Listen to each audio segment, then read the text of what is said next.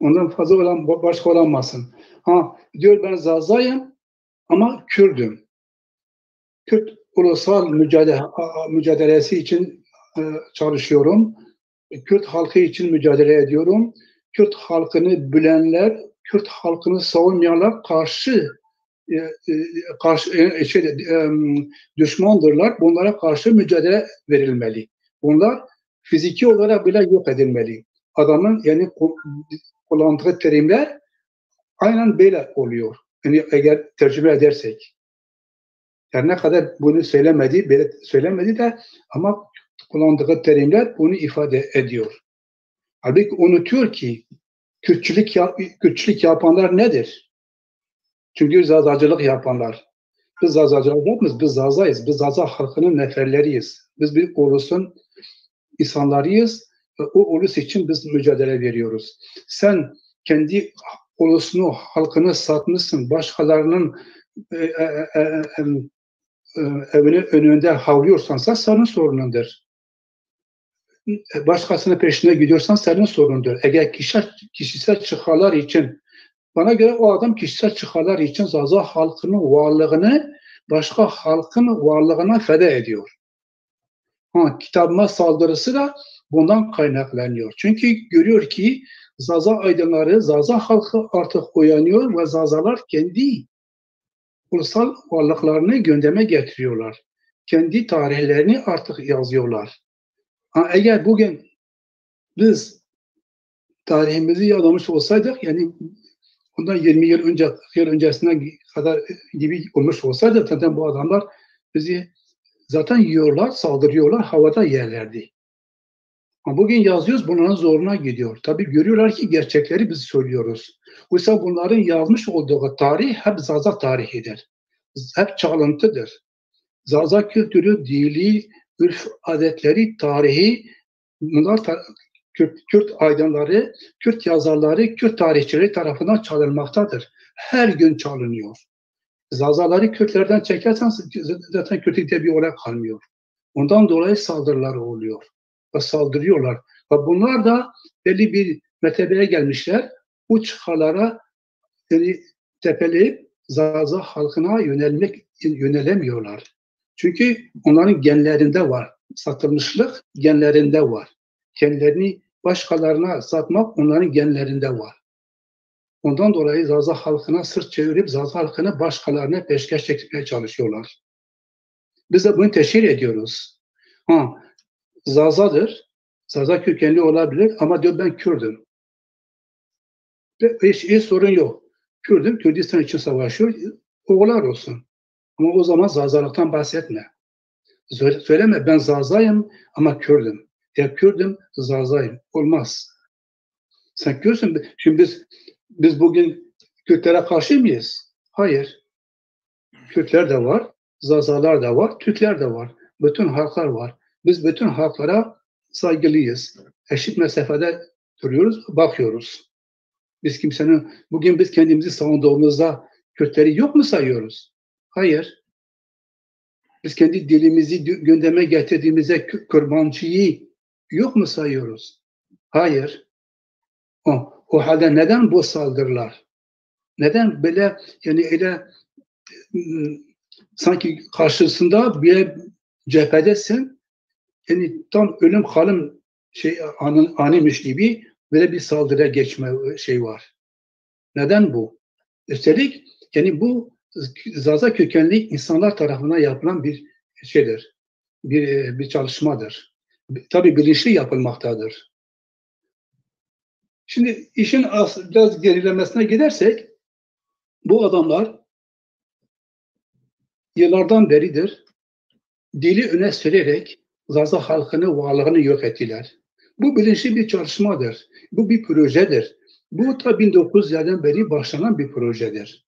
Ve Bedirhanlarla birlikte artık katmanlaşan, artık programlaşan, projeleşen, gerçek bir proje haline gelen bir olaydır. Yani Zazacanın bir lehçe olduğunu, sürekli Z harfinin ortadan kaldırılışı, Zaza teriminin geçtiği yerlerde onun yerine Kürt kelimesinin kullanılması, bu ta 1935'lerden beri, yani Bedirhanlardan beri bunlar sürekli bir şekilde günümüze kadar gelmiştir. Halen devam ediyorlar. Bu çarpıtmayı, tarihi inkarcılık devam ediyor. Ve bu insanların beynine de yerleşmiş yani. Bu adamlar hangisi Zaza tarihini tarafsız bir şekilde okumuş? Hangisi Zazalarla ilgili çalışmalar yapmış? Adam Zazalarla ilgili Zazaca yazılar yazıyor. Değerli arkadaşlarımız yazıyorlar. Yeni terimler buluyorlar. Senin değerli arkadaşların gibi, senin gibi zöpedirler. Eğer o arkadaşlar senin gibi olmazsa yeni terimler buluyorlar. O yeni terimlerle Zazacayı köçeleştirmektir. O Zazacayı inkarcılığa götürmektir. Zazacayı yok etmek için çalışıyorlar. Ondan dolayı sen gibi değerli zöpelerdir. Evet, peki. Çok teşekkür ediyorum açıklamaların için. Şimdi Zaza toplumu Türk ve Kürt milliyetçilerin psikolojik telkin yoluyla Zaza halkını derin uykuya soktular. Yani asırlardan beri Türkler ve Kürtler Zaza'yı inkar ederek bunları siyaset yoluyla, dernek yoluyla, parti yoluyla, ekonomik yoluyla, kültür yoluyla Zazaları uykuya bir nevi soktular. Yani bunların psikolojisiyle oynadılar. Bu da hipnotize ettiler daha doğrusu. Vedat Hocam kameranı kapatma, yanlış olur. Vedat Hoca, çünkü ekranımız güzel göstermiyor. Kameranı aç. Ama Şimdi bir şey geldi geçti anlamadım. Bana bir doküman geldi bir yerden ve kayboldu şey ya. Tamam, onu sonradan bakarsın, geldiyse bir yere gitmez bu saatten sonra, gelen nereye gider? Şimdi herkes yani komşu olarak bir adama delidir, delidir, delisin, delisin derler dese 40 gün sonra yapılan araştırmalarda adam acaba ben deli miyim der. Yani çevrenin baskısıyla ya kafası çalışmıyor, bu değil, delidir, bu cahildir, bu bomdur, bu şudur, budur. Yani herkes bunu tekrarlarsa 40 gün sonra Evet. o adam kendisinden kuşku duyuyor. Diyor acaba ben deli miyim? Böyle bir dünyada yaşıyoruz. Şimdi Zaza toplumunu yıllardan beri Osmanlı, özellikle bu bazı Zazalar işte Osmanlı'nın çok değerli olduğunu, işte o zaman kardeşlik vardı, hepsi yalan. Bu Zaza meselesine en büyük darbeyi vuran Osmanlılardır. Osmanlılar Zazalara güvenmediği için Kürtleri öne çektiler. Zazaların bulunduğu bölgelerde Kürt ağalarını bunların başına, yani bugünkü anlamıyla paşa, vali, kaymakam gibi bunları görevlendirdiler. Bunlar da bu Zaza bölgelerinden bu Kürt paşaları, devletle işbirliğinde olan Kürt ağaları, Kürt şeyleri, bunlar Zaza toplumunu değiştirmeye Osmanlı ile birlikte yola çıktılar. Hatta katliamları da birlikte yaptılar Zaza'ya karşı. Şimdi biz bu gerçeği gizleyelim mi? Yani bunu gizleyelim mi? Yoksa bu tarihi gerçekleri konuşalım mı? İki yol var. Yani bunları konuşalım mı? Bunları gizleyelim. Gizlemek bir aydın insana yakışmaz. Yani bir haksızlık varsa, bu Zaza halkına karşı büyük bir haksızlık var. Bir haksızlık varsa bu haksızlığa herkesin cephe alması. Ben şimdi soruyorum. Türkler, Kürtler Zazaların varlığından niye rahatsız? Yani bir halkı inkar edersen, bir halkı yok sayarsan bu dünyanın en büyük düşmanlığı değil mi? Yani Zaza halkına karşı bunların dostluklarını ispatlasınlar. Öyle ya. Yani madem ki bu Zazaları sevenler varsa bunlar da Zaza halkını olduğu gibi kabul etmeleri, savunmaları lazım.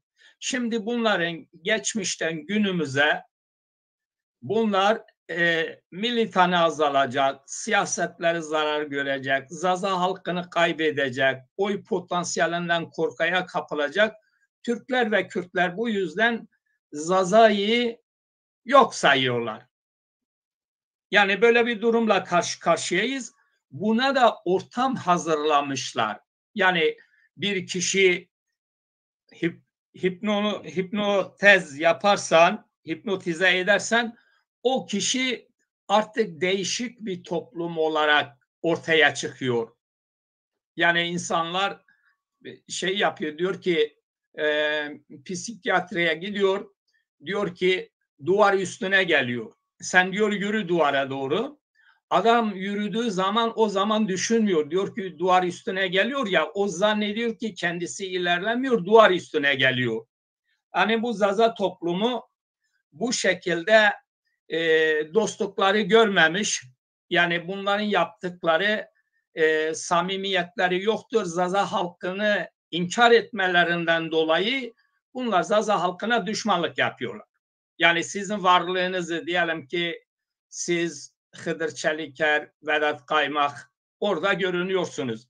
Ben burada derim ki ya boş verin, siz yoksunuz.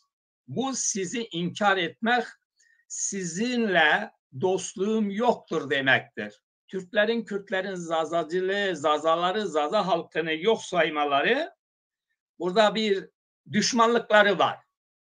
Yani bunu gizliyorlar. Tatlı tatlı yerine göre de ya siz bizim çaycımız olun, bizim bekçimiz olun, bizim askerimiz olun, bizim gerilamız olun, bizim partimize yol verin, destek oy verin, destek olun vesaire. Burada Zaza'ya karşı kesinlikle bir dostluk yok. Yani Zaza halkı uyuşturulduğu için derin bir uykuya girmiş. Yani kimisi din temelinde Hizbullahçılar, bazı Zazalar, Hizbullah'ı savunan Zazalar, adamın aklından, fikrinden diyor ki hedefim Kudüs'tür, ben Kudüs'ü kazanmalıyım. Yani Zaza halkının özgürlüğü, demokratik, akademik hakları aklından geçmiyor. Sen desen de diyor ya boş ver, önemli değil diyor. Şimdi aynı şekilde sol örgütler, sağ örgütler, Türk örgütleri, Kürt örgütleri kendi çıkarları için Zazaları şu ana kadar kullanıyorlar. Biz de buna karşı çıktığımız için haliyle bizlere de onların tabiriyle bize de kötü gözle bakıyorlar. Yani bizim eleştirilerimizi düşman görüyorlar. Halbuki onların bizim varlığımızı inkar etmeleri en büyük düşmanlık olduğunu gizliyorlar. Onlar her zaman diyor işte Zazacılar diyor Kürtlere düşmandır diyor. Halbuki esas büyük düşmanlığı onlar Zazalara yapıyorlar.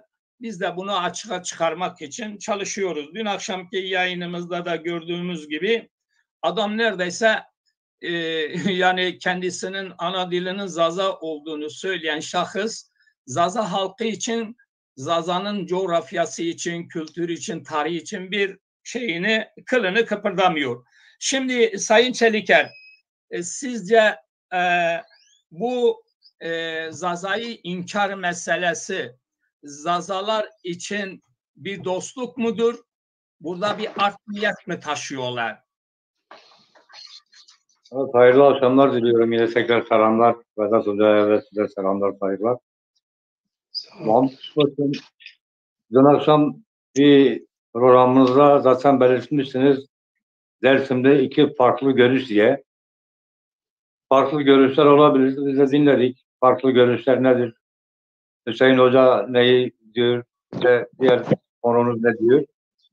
Normal bir tartışma. Herkes kendi görüşünü, kendine göre kendi fikrini söyleyebilir, dinlenir. Nasıl kabul görür, onu artık taksire bırakılır. Fakat birdenbire yani Vedat Hoca binlerce yıldan beri bir tarihi almış, bir kitabı meydana getirmiş. Yani büyük bir emek sarf ederek bir eser üretmiş. Yani birdenbire öyle saldırması gerçekten çok biçimsiz oldu. Yoksa dinliyordu. Tamam, kendi fikrini söylüyordu. Doğrudur, yanlıştır, kabul eden olur, etmeyen olur, o ayrı bir konu.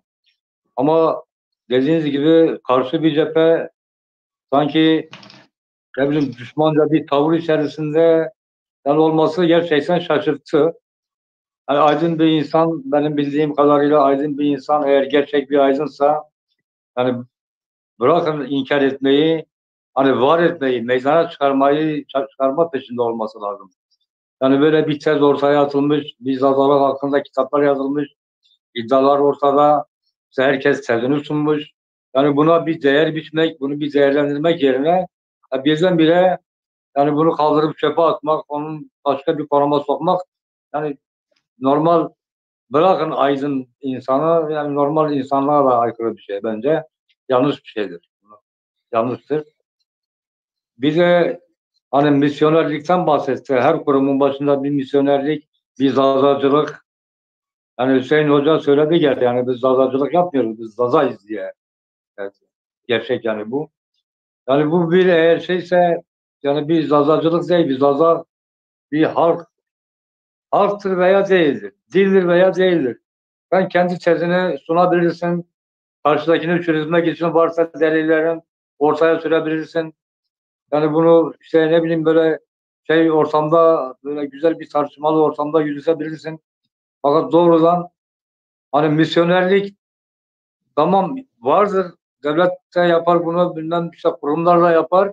Ha varsa herkes birlikte el birliğiyle bunu deşifre etmek yerine herkesi birdenbire misyonerlik, onu yapan misyonerdir, bunu yapan şudur bu. Yani yanlış bir şey oldu. Son zaman tartışmanın son şeylerinde gerçekten hoş olmayan şeyler, yani bir aydınla bir ne bileyim bir işte yazar da herhalde arkadaşımız yakıştıramadı. Evet, Kürtleri, yani Kürtleri hepimiz savunduk, hepimiz savunuyoruz. Partiye hepimiz oy verdik, veriyoruz. Yine de vereceğiz. Yani başka bir yol olmazsa yine vereceğiz. Biz Kürt olduğumuz için değil veya Zaza olduğumuz için değil. Hani meydanda bir haksızlıkları gördüğümüz için bir parti var. Bizim coğrafyadaki insanların üzerinde bir baskı var. İşte aynı kaderi paylaştığımız insanlar var. Bir de yani onların mesela halkın seçtiği iradelere işte yok saymalar var. Alıp cezaevlerine atmak var. Bilmem neler var. Bunun için de olsa, bunun için de olsa yine de yani destekliyoruz, destekleyeceğiz, yanındayız.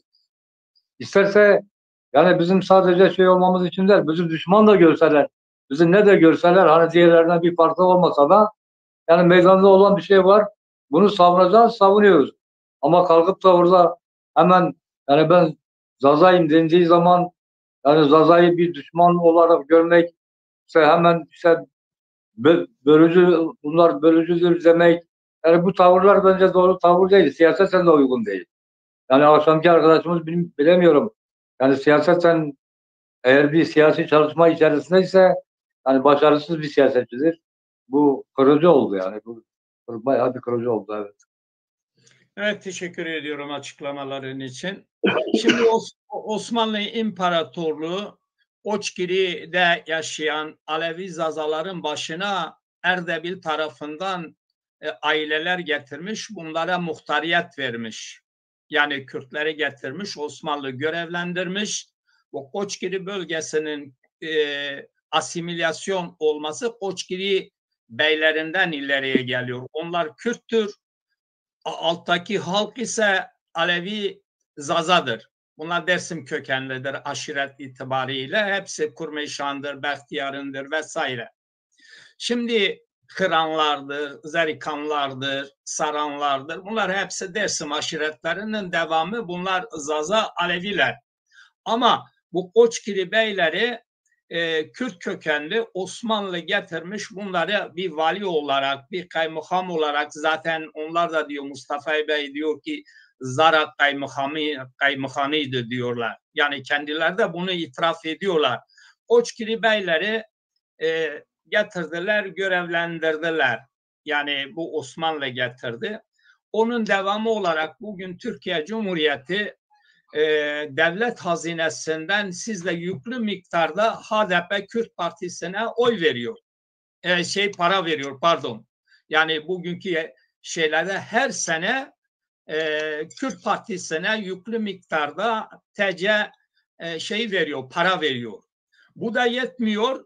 Onlara diyor ki yani Yüksek Seçim Kurulu vasıtasıyla Türk siyaseti, Yargıtay kararları, Anayasa Mahkemesi Kürtlerin önünde hiçbir engel bırakmamışlar. Kürtlere diyor ki ya sen istersen muhtar ol, Kürt Partisi'nden muhtar ol, sen istersen diyor belediye başkanı ol, sen istersen diyor efendime söyleyeyim şeyi ol diyor, milletvekili ol ya da parlamentoda grubu olduğu için ortak kararımıza da diyor iştirak edin bütçe tartışmaları.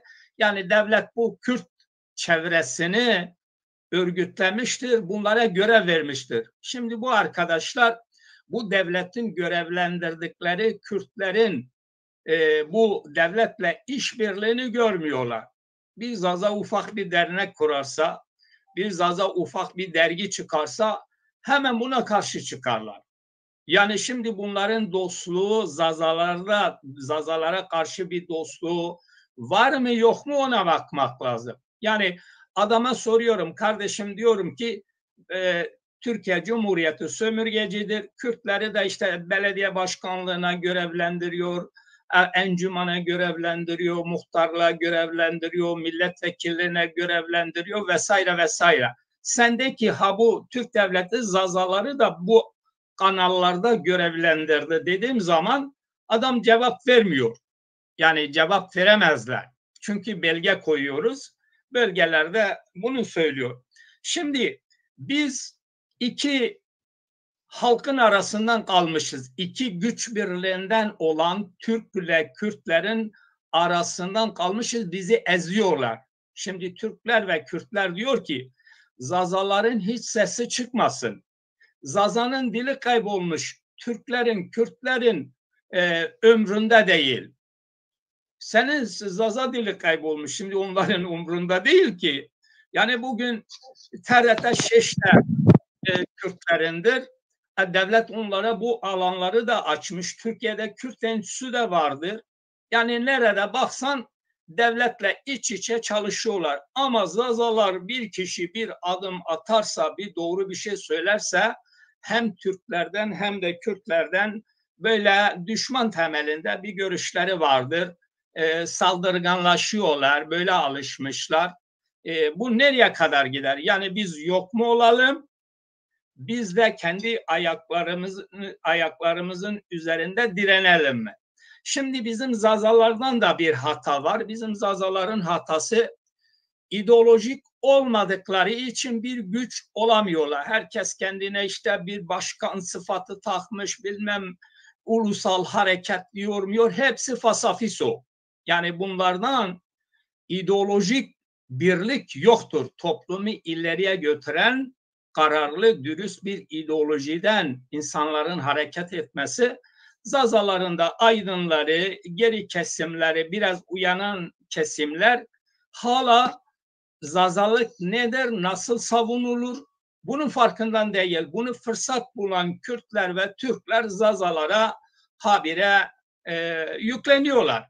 Yani diyor ki siz bize düşmanlık yapıyorsunuz. Onların düşmanlık dedikleri şey, Zazalar uyanırsa onlar ekonomik, politik, siyasi güçlerini kaybeder. Bütün korkuları bundadır.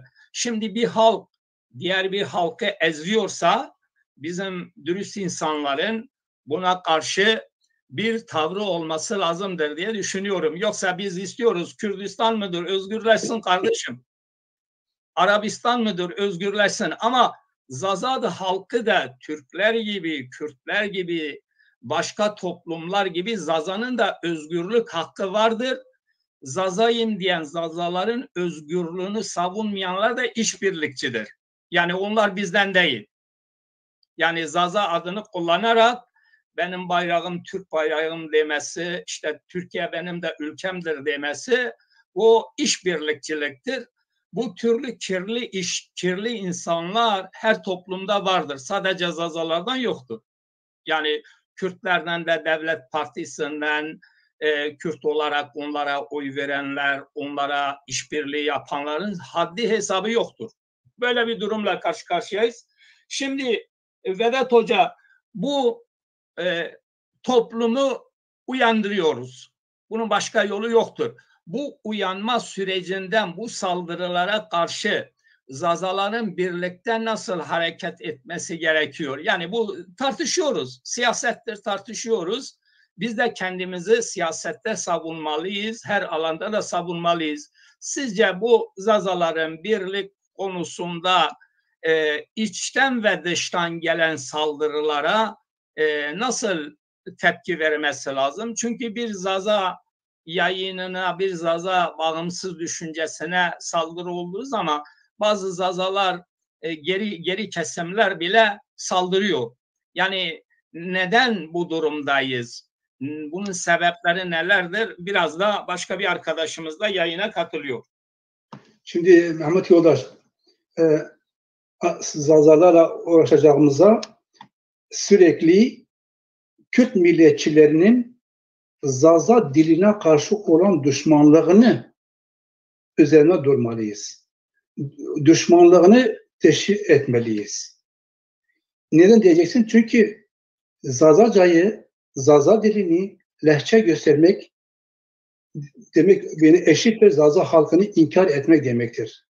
Zaza dilini lehçe göstermek, Zaza dilinin yok olmasını hızlandırmak demektir. Yani bugün Türkiye'de devlet birinci derece suçludur. Zaza dilinin yok olması karşısında. Birinci derece suçludur. Ama Kürt milliyetçileri bu asimilasyon, yani zaten Türkiye devlet asimile ediyor ve Kürt milliyetçileri bu asimilasyonu hızlandırıyorlar. Çünkü evet. Zazaca Kurmancı'nın gölgesindedir. Bundan birkaç yıl önce hatırlıyorsanızsa Muzur Üniversitesi'nde Zazaca bölümü açıldığı zaman protestolar yapıldı. Hatta gidip oradaki hocaları tehdit ettiler. Saldırıya uğradılar hocalar. Öğrenciler saldırıya uğradı. Ve bugün nerede bir Z harfi geçiyorsa hemen Kürt milliyetçileri diyor işte devlet eli var bu içinde. Devlet bizi biliyor. Bu adamlar devlete çalışıyorlar. Dün akşam o adamın demek istediği de bu. Halbuki kendisi devlet adamıdır. Devlete çalışıyor. Devletten para alıyor. Devletten almasa da Kürtlerden alıyor. Yine ihanetçidir. Yine satılmıştır. Çünkü para alıyor oradan. Yani o anlama geliyor. Şimdi diyelim ki birinci derece diyor devlettir. Devlet zaten bir şey bizim için yapmıyor. Peki eğer devlet yapıyorsa, eğer devlet yanlısıysa siz bu Zaza dili için ne yapıyorsunuz? Sizin politikanız ne? Sizin görüşünüz ne? Zaza dilinin asimile olmaması için. Kaybı olmaması için. Ne yap? Sizin politikanız ne? Şimdiye kadar ne yaptınız? Soruyoruz. Değil mi? Eğer bir şey yapılmıyorsa, tersine devletle birlikte hareket ediyorsanızsa demek siz devlete el ele kendi aranızda futbol topu gibi o oraya gönderiyor ki kaybolalım ortalıktan. Ve aynı zamanda şu anda yani gündeme getirmeliyiz, sürekli üzerinde durmalıyız. Bilinmelidir ki sahte propagandalar her zaman olmuştur, tarih boyunca olmuştur ve her zaman güçlü olan bu sahte propagandalarla uzun dönem yaşamına devam etmiştir. Ve istediği yere varmıştır da. Dolayısıyla bugün Kürt milliyetçileri büyük bir propaganda yapıyorlar, sahte propagandalar yapıyorlar. Ondan dolayı hem Zaza dilini lehçe gösteriliyor, o lehçe değil. Çünkü neden lehçe gösteriliyor Zaza dili? Deniyor ki işte benzerlik vardır. Benzerlik bugün dünya ülkelerine baktığımız zaman bir sürü ülkeler arası benzerlikler var. Katalan ve İspanyolca arası benzerliklik var. Çekler, Slovaklar arasında, İsveç, Norveç arasında benzerlikler var. İtalyanca ile Fransızca, İngilizce, Almanca. Eğer bir dilin ya da kelimelerin kökenine inersek, dili belirtmeye çalışırsak, bütün bugün dünyada konuşulan bütün diller lehçedir. Anlamına geliyor. Yani öyle oluyor. Dolayısıyla bunların söylemiş oldukları bilimden uzak bir söylentidir. Bu bilimsellikten uzak teorilerdir. Çünkü dil bilimcileri, ben dil bilimcisi de değilim ama dil bilimcileri söylüyorlar. Bu farklı bildir. Diyorlar, dil bilimcileri sürekli bunu tekrarlıyorlar. Eğer iki insan birbirini anlamıyorsa iki halkın karşısındayız demek oluyor. Budur yani. Bir de tarihe bakmak lazım yani.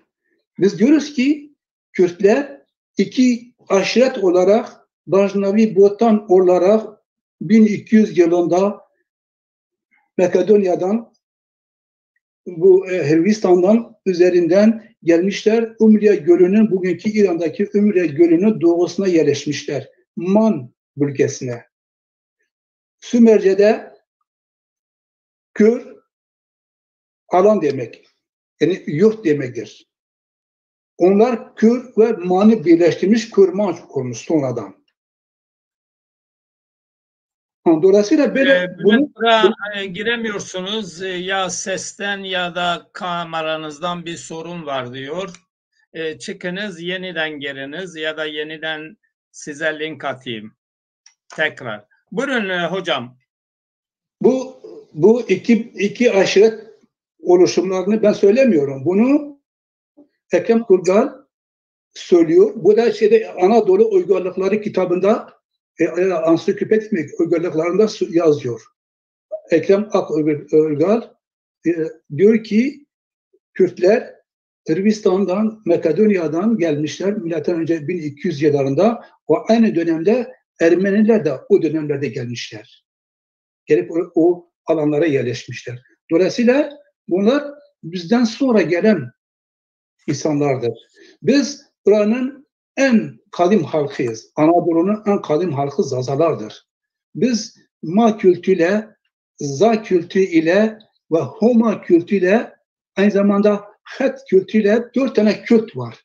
Bizim varlığımızı belirleyen, dünyada bütün halklar kendilerinin tarihlerini yazarlarken ya da asıllarını gündeme getirirken geçmişlerine giderler ve belli terimler üzerinden kendilerini ispatlıyorlar. Onlar bir terim alıyorlar. Bizim binlerce terimimiz var. Ama bu 4 tane ana terimdir. Ma, Het, Za ve Homa terimleri. Onlar kültür. O Zazacadır. Zazalardır. Hiç kimse bizi inkar edemez. Kürt siyasetçileri bizi tamamıyla inkar ediyorlar. Sahte propaganda yapıyorlar ve onlar kendileri milliyetçidirler, ırkçıdırlar ve Zaza halkından özür dilemelidirler. Neden diyeceksiniz ki? Çünkü 1200 yıl, milattan önce 1200 yılında Ümriye'nin doğusuna gelip yerleştikten sonra Asurlarla işbirliğine girdiler. Ve o dönemlerde zaten Hitit İmparatorluğu'nun son dönemiydi 1200 yılında. Zaten Asurlar son veriyor da son darbeyi onlar vuruyor. Onlarla ilişki içerisindedirler ve Zazalara karşı sürekli savaş halindediler. Zazalar tabi ortada görülmüyor. İsim olarak ortada görülmüyor Zazalar. Ta ki Partar döneminden sonra Sasani dönemlerde Zazalar ortaya çıkıyor. Zazani İmparatorluğu. O dönemlerde yine Kürtler 300 yıl boyunca Zazaların egemenliği altında kaldılar. Egemenlikten altında kalmasıyla birlikte yani kalmalarından dolayı bir kin, bir öfke doğdu bu insanlarda. Ondan dolayı ne zaman ki İslam ordusu, yani İslam'da daha doğrusu Arap orduları, çünkü Muhammed'den önce Araplar gene Zazani İmparatorluğu'na saldırıyordu. Yani 400'lerde, 500'lerde saldırıyorlardı. O zaman daha Müslümanlar diye bir olay yoktu ortalıkta. Araplar saldırıyorlardı Zazalara, Zaza halkına saldırıyordu, Zaza topraklarına saldırıyordu. Orayı ele geçirmek için.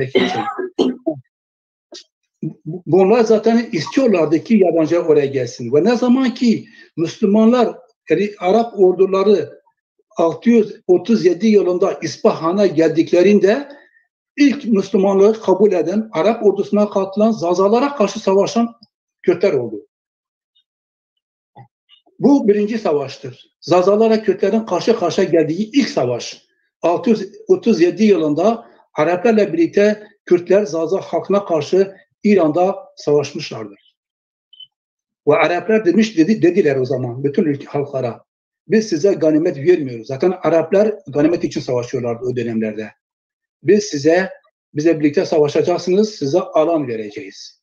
Ondan dolayı da ki Kürtleri biz Cezire Botan'da görüyoruz. Cezire Botan onların kalesi oldu. Emeviler döneminde orası onların kalesi oldu. Ama ne zaman ki Emevilerle Abbasiler karşı karşıya geldiler 750'lerde Emevilerin büyük bir kısmı kaçtı gitti. Kürtlere sığındı o Cezire Botan'da. Hıdır Çeliker çık yeniden gir bırak çünkü yayının çekmiyor. Hıdır bırak. Çıkın yeniden girin. Evet hocam dinliyoruz. Bülent Bey siz de hoş geldiniz. Hoş bulduk. Merhaba herkese. Evet hocamız yoruldu herhalde. Bülent Hoca'ya da bir sorularımız olsun. Tekrar hocaya döneriz. Bülent Hoca Zaza halkını inkar etmek Zaza dostluğu tamam. Değil mi? Mehmet Yoldaş. Şimdi bitmedi ki sen ikide bir ara görüyorsun. Şimdi olmuyor ya işte böyle. Çünkü cevap bitmedi. Buyurun Vedat hocam. Hoca, Vedat Hoca iyi bir noktadan devam ediyor. Şimdi sen olayı anlatmak lazım. Halk anlamalıdır. Tarihi bilmelidir. Biz eğer oradan oraya atarsak olmuyor. Şimdi Kürtler tarihten bugüne kadar söylüyorum işte. Asırlardan beri Kürtlerle Zazalar aynı aralarda ne kadar yaşıyorlarsa sürekli karşı karşıya gelmişler. Hiçbir dostlukları olmamıştır. Ve diyorum işte Arap orduların 637 yılında İspahan'a gelişleriyle birlikte birinci savaş orada başlamıştır.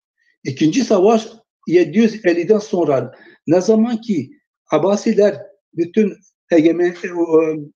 devlet ilişkileri egemenliklerini altına aldılar, bu sefer Zazalar onlarla karşı savaştılar. Çünkü Ali'nin müritleri Zaza topraklarında idiler ve Zazalar onları savunuyordu. Onlar Ali müritleri Abbasilere karşı idiler ve savaşa giriştiler. 800'lerde 750 ile 800 arası ve o dönemde Kürtler ikinci kez olarak Abbasilerle birlikte Kürtler Zazalara karşı savaştılar. Yani Kürtler 750-800 yılları arasında Abbasilerle işbirliği yaparak Zaza halkına karşı savaştılar. Üçüncü olarak ondan dolayı onları bütün Zaza topraklarından görüyoruz. Yani Diyarbakır'a kadar gelmeleri ondan dolayıydı. Emeviler ve Abbasilerin aracılığıyla oraya kadar geldiler. Diyarbakır'da bu sefer ne oldu? Orayı ele geçirmek için bu sefer Bitlis'i ne yaptı? Yavuz'la ilişkiye geçti. Onunla anlaşma yaptı. Ve bu sefer tekrar görüyoruz. Zazalar üçüncü kez Kürtlerle karşı karşıya geliyorlar. Savaş alanında. Ve orada 70 bin tane Zaza katledildi. Kürtler Zazalardan özür dilemeli. Çünkü katletmişler. Zazaları katletmişler. Hangi tarihte oluyor? Hangi tarihte? 1514. Peki buyurun. 18 Ağustos'tan itibaren savaşa girişiyor İranlarla, Şah İsmail'le Yavuz. O zaman Zazalar zaten Şah İsmail tarafında, o Kürtler de Yavuz'la birlikte savaşıyorlar. Hatta İdris Bitlisi bir mektup gönderiyor yani Yavuz'a. Diyor ki işte bize yardım edin ki biz bu Kızılbaşları burada yok edelim. Öldürelim, çıkartalım onları bu topraklardan. Zaten Yavuz, buna bir parantez açayım. Zaten Yavuz diyor, Kürtler olmasaydı biz Kızılbaşları, biz Zazaları yenemezdik diyor. Aynen. Tabii katılıyorum. Tabii bu devam ederek Hamide alalarında da aynı şekilde aynı şeyleri görüyoruz. Aynı yani hakları görüyoruz. Ve Zazalar artık sindiler, yok oldular, ezildiler, öldürüldüler, sürgün edildiler. Kimse artık sesini çıkaramadı. Ondan sonra 1900'lerde Zazaları artık Kürt olarak göstermeye başladık. Hatta 1500'lerden sonra o sancaklar kuruluyor ya, Kürt sancakları. O zaman işte herkes Kürttür. Zaza ismi terimi ortadan kaldırılıyor. Ve 1900'lerde bu resmileştiriliyor bir kere Kürt milliyetçileri tarafından. Ve onun içindir ki o dönemlerde o İstanbul'da olan bazı Zaza aydınları, yani çok nadir, onlar da kendilerini yalnız hissediyorlar, tek başınadırlar. İster istemez oradaki kültürel derneklere giriyorlar bu Kürtmanşların ve Kürtmanşlar da onları yapmak için, kendi saflarına çekmek için, o Zaza'nın da Kürt olduğunu söylemek için onlara Zade ismini bile veriyorlar. Kürtizade bilmem falan kes, Kürtizade bilmem Ali Muhammed, bilmem Remzi bilmem ne. Öyle isimler takıyorlar. Kürdili Hicazkar makamında ezan var. Ama bunlar hepsi yani bilinçli, planlı olarak yapılan şeylerdir. Bir politikadır. Günümüzde de Türk ve Kürt kavgasında bütün azınlıklar yok sayılıyor. Sanki sadece ikisinin... Aynen, katılıyorum, doğrudur. Şimdi bugün de, şimdi 1900'lerden sonra gene bakalım. Şimdi mecliste olan kimdir? Çünkü geçen gün o Zaza kökenli adam diyordu ki işte Zaza halkım diyen, Zaza ayrı bir halk varlığını savunanlar Kürtleri biliyor. Onlar şey derler, yani karşı anti-Kürtçüdür, onların ölümü haktır. Düşünebiliyor musun böyle bir saldırganlık? Bak nasıl bir propaganda yapıyor adam. Oysa sana ölümün haktır. Sen ihanetçisin. İhanetliysen yapıyorsun. Dolayısıyla biz Kürtlerle tarih boyunca aynı alanlarda yaşamış olabiliriz. Bizim topraklarımıza gelmişler, bizim ülkemizi işgal etmişler, işgalcidiler, sömürgecidiler, bizi öldürmüşler, kıyımlar yapmışlar, özür dilemelidirler ve bizim onlarla bir dostluğumuz olmamıştır. Bizim zorunlu dostluğumuz 1900'lerden sonra artık aynı alanlara bizi yerleştirdiler. Çünkü 1900'den sonra ister istemez iki halk da zulüme uğradı. Yani gerçekçi olmak lazım. Hem Türkler hem... Ben şunu böyle açıklamak istiyorum izin verirseniz. Buyurun. Şimdi Kürtler ve Türkler çok uzun zamandır İslam sancağı altında birlikte kardeşlik yapıyorlardı. Birlikte hareket ediyorlardı. İlk Müslüman olan toplum Kürtlerdir. Sonra da Türklerdir. Kürtler daha Muhammed zamanında İslamlaşmaya başladı. Müslüman oldular. Ve Türklerle beraber birlikte hareket ettiler. Zaten onlar kendileri kendi tarihlerini açıklarken diyor ki biz Anadolu'nun Mezopotamya'nın topraklarına beraber girdik. 1071'de biz beraber bu kapıları açtık. Beraber geldik diye. Şimdi kendi tarihlerini inkar edemezler. Bunlar birlikte hareket ettiler, birlikte geldiler. O zamana kadar Zazaların inançları farklıdır, kültürleri farklıdır, dilleri farklıdır, coğrafyaları farklıdır, her şeyleri farklıdır. Giyim kuşamları farklıdır, yemekleri farklıdır. Şimdi ne yapıyorlar bunlar? Birlikte kardeşler. Birlikte hareket ediyorlar. Her yere birlikte gidiyorlar. Mesela Yavuz döneminde Kürt beylikleri vardır. İşte Kürt beyliklerine otonom tanınıyor. İşte güvenlik veriliyor. Bilmem ne verilirken Ra-Hak inancına ait Zazalara, Kızılbaş, Aleli Zazalara bugünkü deyimle vergi uygulanıyor. Daha farklı baskılar uygulanıyor. Asimilasyon uygulanıyor. Mesela Kürtçe bugün kendini kurtarmamıştır ki. Kürtçe Osmanlı'da ikinci dildi. İkinci resmi dildi. Yani Zazalar Osmanlı ile irtibat kurmak için ya Osmanlıca ya Kürtçe konuşmak zorundalardı. Kürtçe yani bugün ulus devlet şekillenirken şimdi bütün soykırımları, bütün katliamları beraber yaptılar ama ulus devlete geçince bu sefer Ermeniler bitti, Rumlar bitti, Süryaniler bitti, Zazaları katlettiler. En son 38'de Dersim Zaza katliamının ondan sonra ne oldu? Her şeyi bitirdiler, Kürtlere döndüler. Zazaların dünyada eşi benzeri olmayan bir özelliği var. Zaza ulusunun gerçekten hayret ediyorum ben. Dünyada böyle bir örnek yoktur. Başka bir ulus için bu kadar fedakarlık yapan, bu kadar bedel ödeyen bir ulus yoktur. Son 100 yıldır ulus devlette Kürtler için, Kürt hareketi için, Kürtçe için bu kadar bedel ödeyen bir ulus yoktur. Buna rağmen Kürtler, Kürt milliyetçiler dönüp Zazaları inkar ediyor. Bu onların aldığı maya, yani ben hep şunu diyorum, körle yatan şaşı kalkar. Türklerle Kürtler işgalci, göçebe, kültürleri olmayan, yerleşik hayatları olmayan toplumlar bunlar. En son İslam'la beraber Arap, yani İslam zaten Arap emperyalizmidir. Kürtler ve Türkler hepsi beraber bu coğrafyalara gelmişler. Bir de bilimsel bir şey vardır. Yani mesela Dersim'den örnek vereyim. Dersim'de bir tane Kürtçe, Türkçe tarihsel olarak isim yoktur. Ne bir köyün adı, ne bir derenin adı, ne bir tepenin adı, ne bir dağın adı. Yani bir dere kaç bin yıl akar?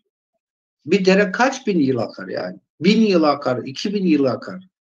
O derenin ismi Zazaca. Sen hayır bunu getirmişsin, değiştirmişsin. Evet. Sonra şunu da söyleyeyim. Mesela Selçuklular döneminde Kureyşan aşiretine, ocaklarına, altına 12 ocağı secere veriliyor. Orada yazıyor ki bunlar Zaza aşiretleridir. O tanım kabul ediliyor. Zaza aşiretleri diye yazılıyor. Şimdi sen kocaman bir tarihi nasıl inkar edebilirsin? Sen kocaman bir Zaza tarihi nasıl inkar edebilirsin? Evet, ben kabul ediyorum. Zazalar 1000 yıldan fazladır esir. Ne yazabiliyor, ne çizebiliyor, ne yaratabiliyor. Mesela Kürt milliyetçilerinin altından Zazaların kilimini çeksen, emeğini çeksen, Kürt milliyetçilerin elinde bir şey kalmaz. Alişer'le Zarife Ana'yı Kürt yapıyorlar. Seyit Rıza'yı Kürt yapıyorlar. Yani akla hayale sığmayacak şekilde. Bilime aykırı, tarihe aykırı. Nereden besleniyorlar bütün milliyetçiler? Ziya Gökalp nasılsa bugün Kürt milliyetçileri de öyle. Zazalardan besleniyorlar. Zaza ulusundan, Zaza tarihinden, Zaza kahramanlıklarından, Zaza efsanelerinden. Bir Muzur Baba, bir Düzgün Baba, bir Buyar Ana, bunlar hepsi Zaza'dır. Zaza efsaneleridir. Bir efsane, bir mitoloji dün oluşmaz ki. Önceki gün oluşmaz ki. Nereden bakarsan bak binlerce yıllık bir geçmişe sahiptir. Evet. Ama şimdi bizi niye inkar ediyorlar? Birincisi karakter. Yani şöyle kodları, genetik kodlarında neler var? İşgal, falan, sömürü. Evet.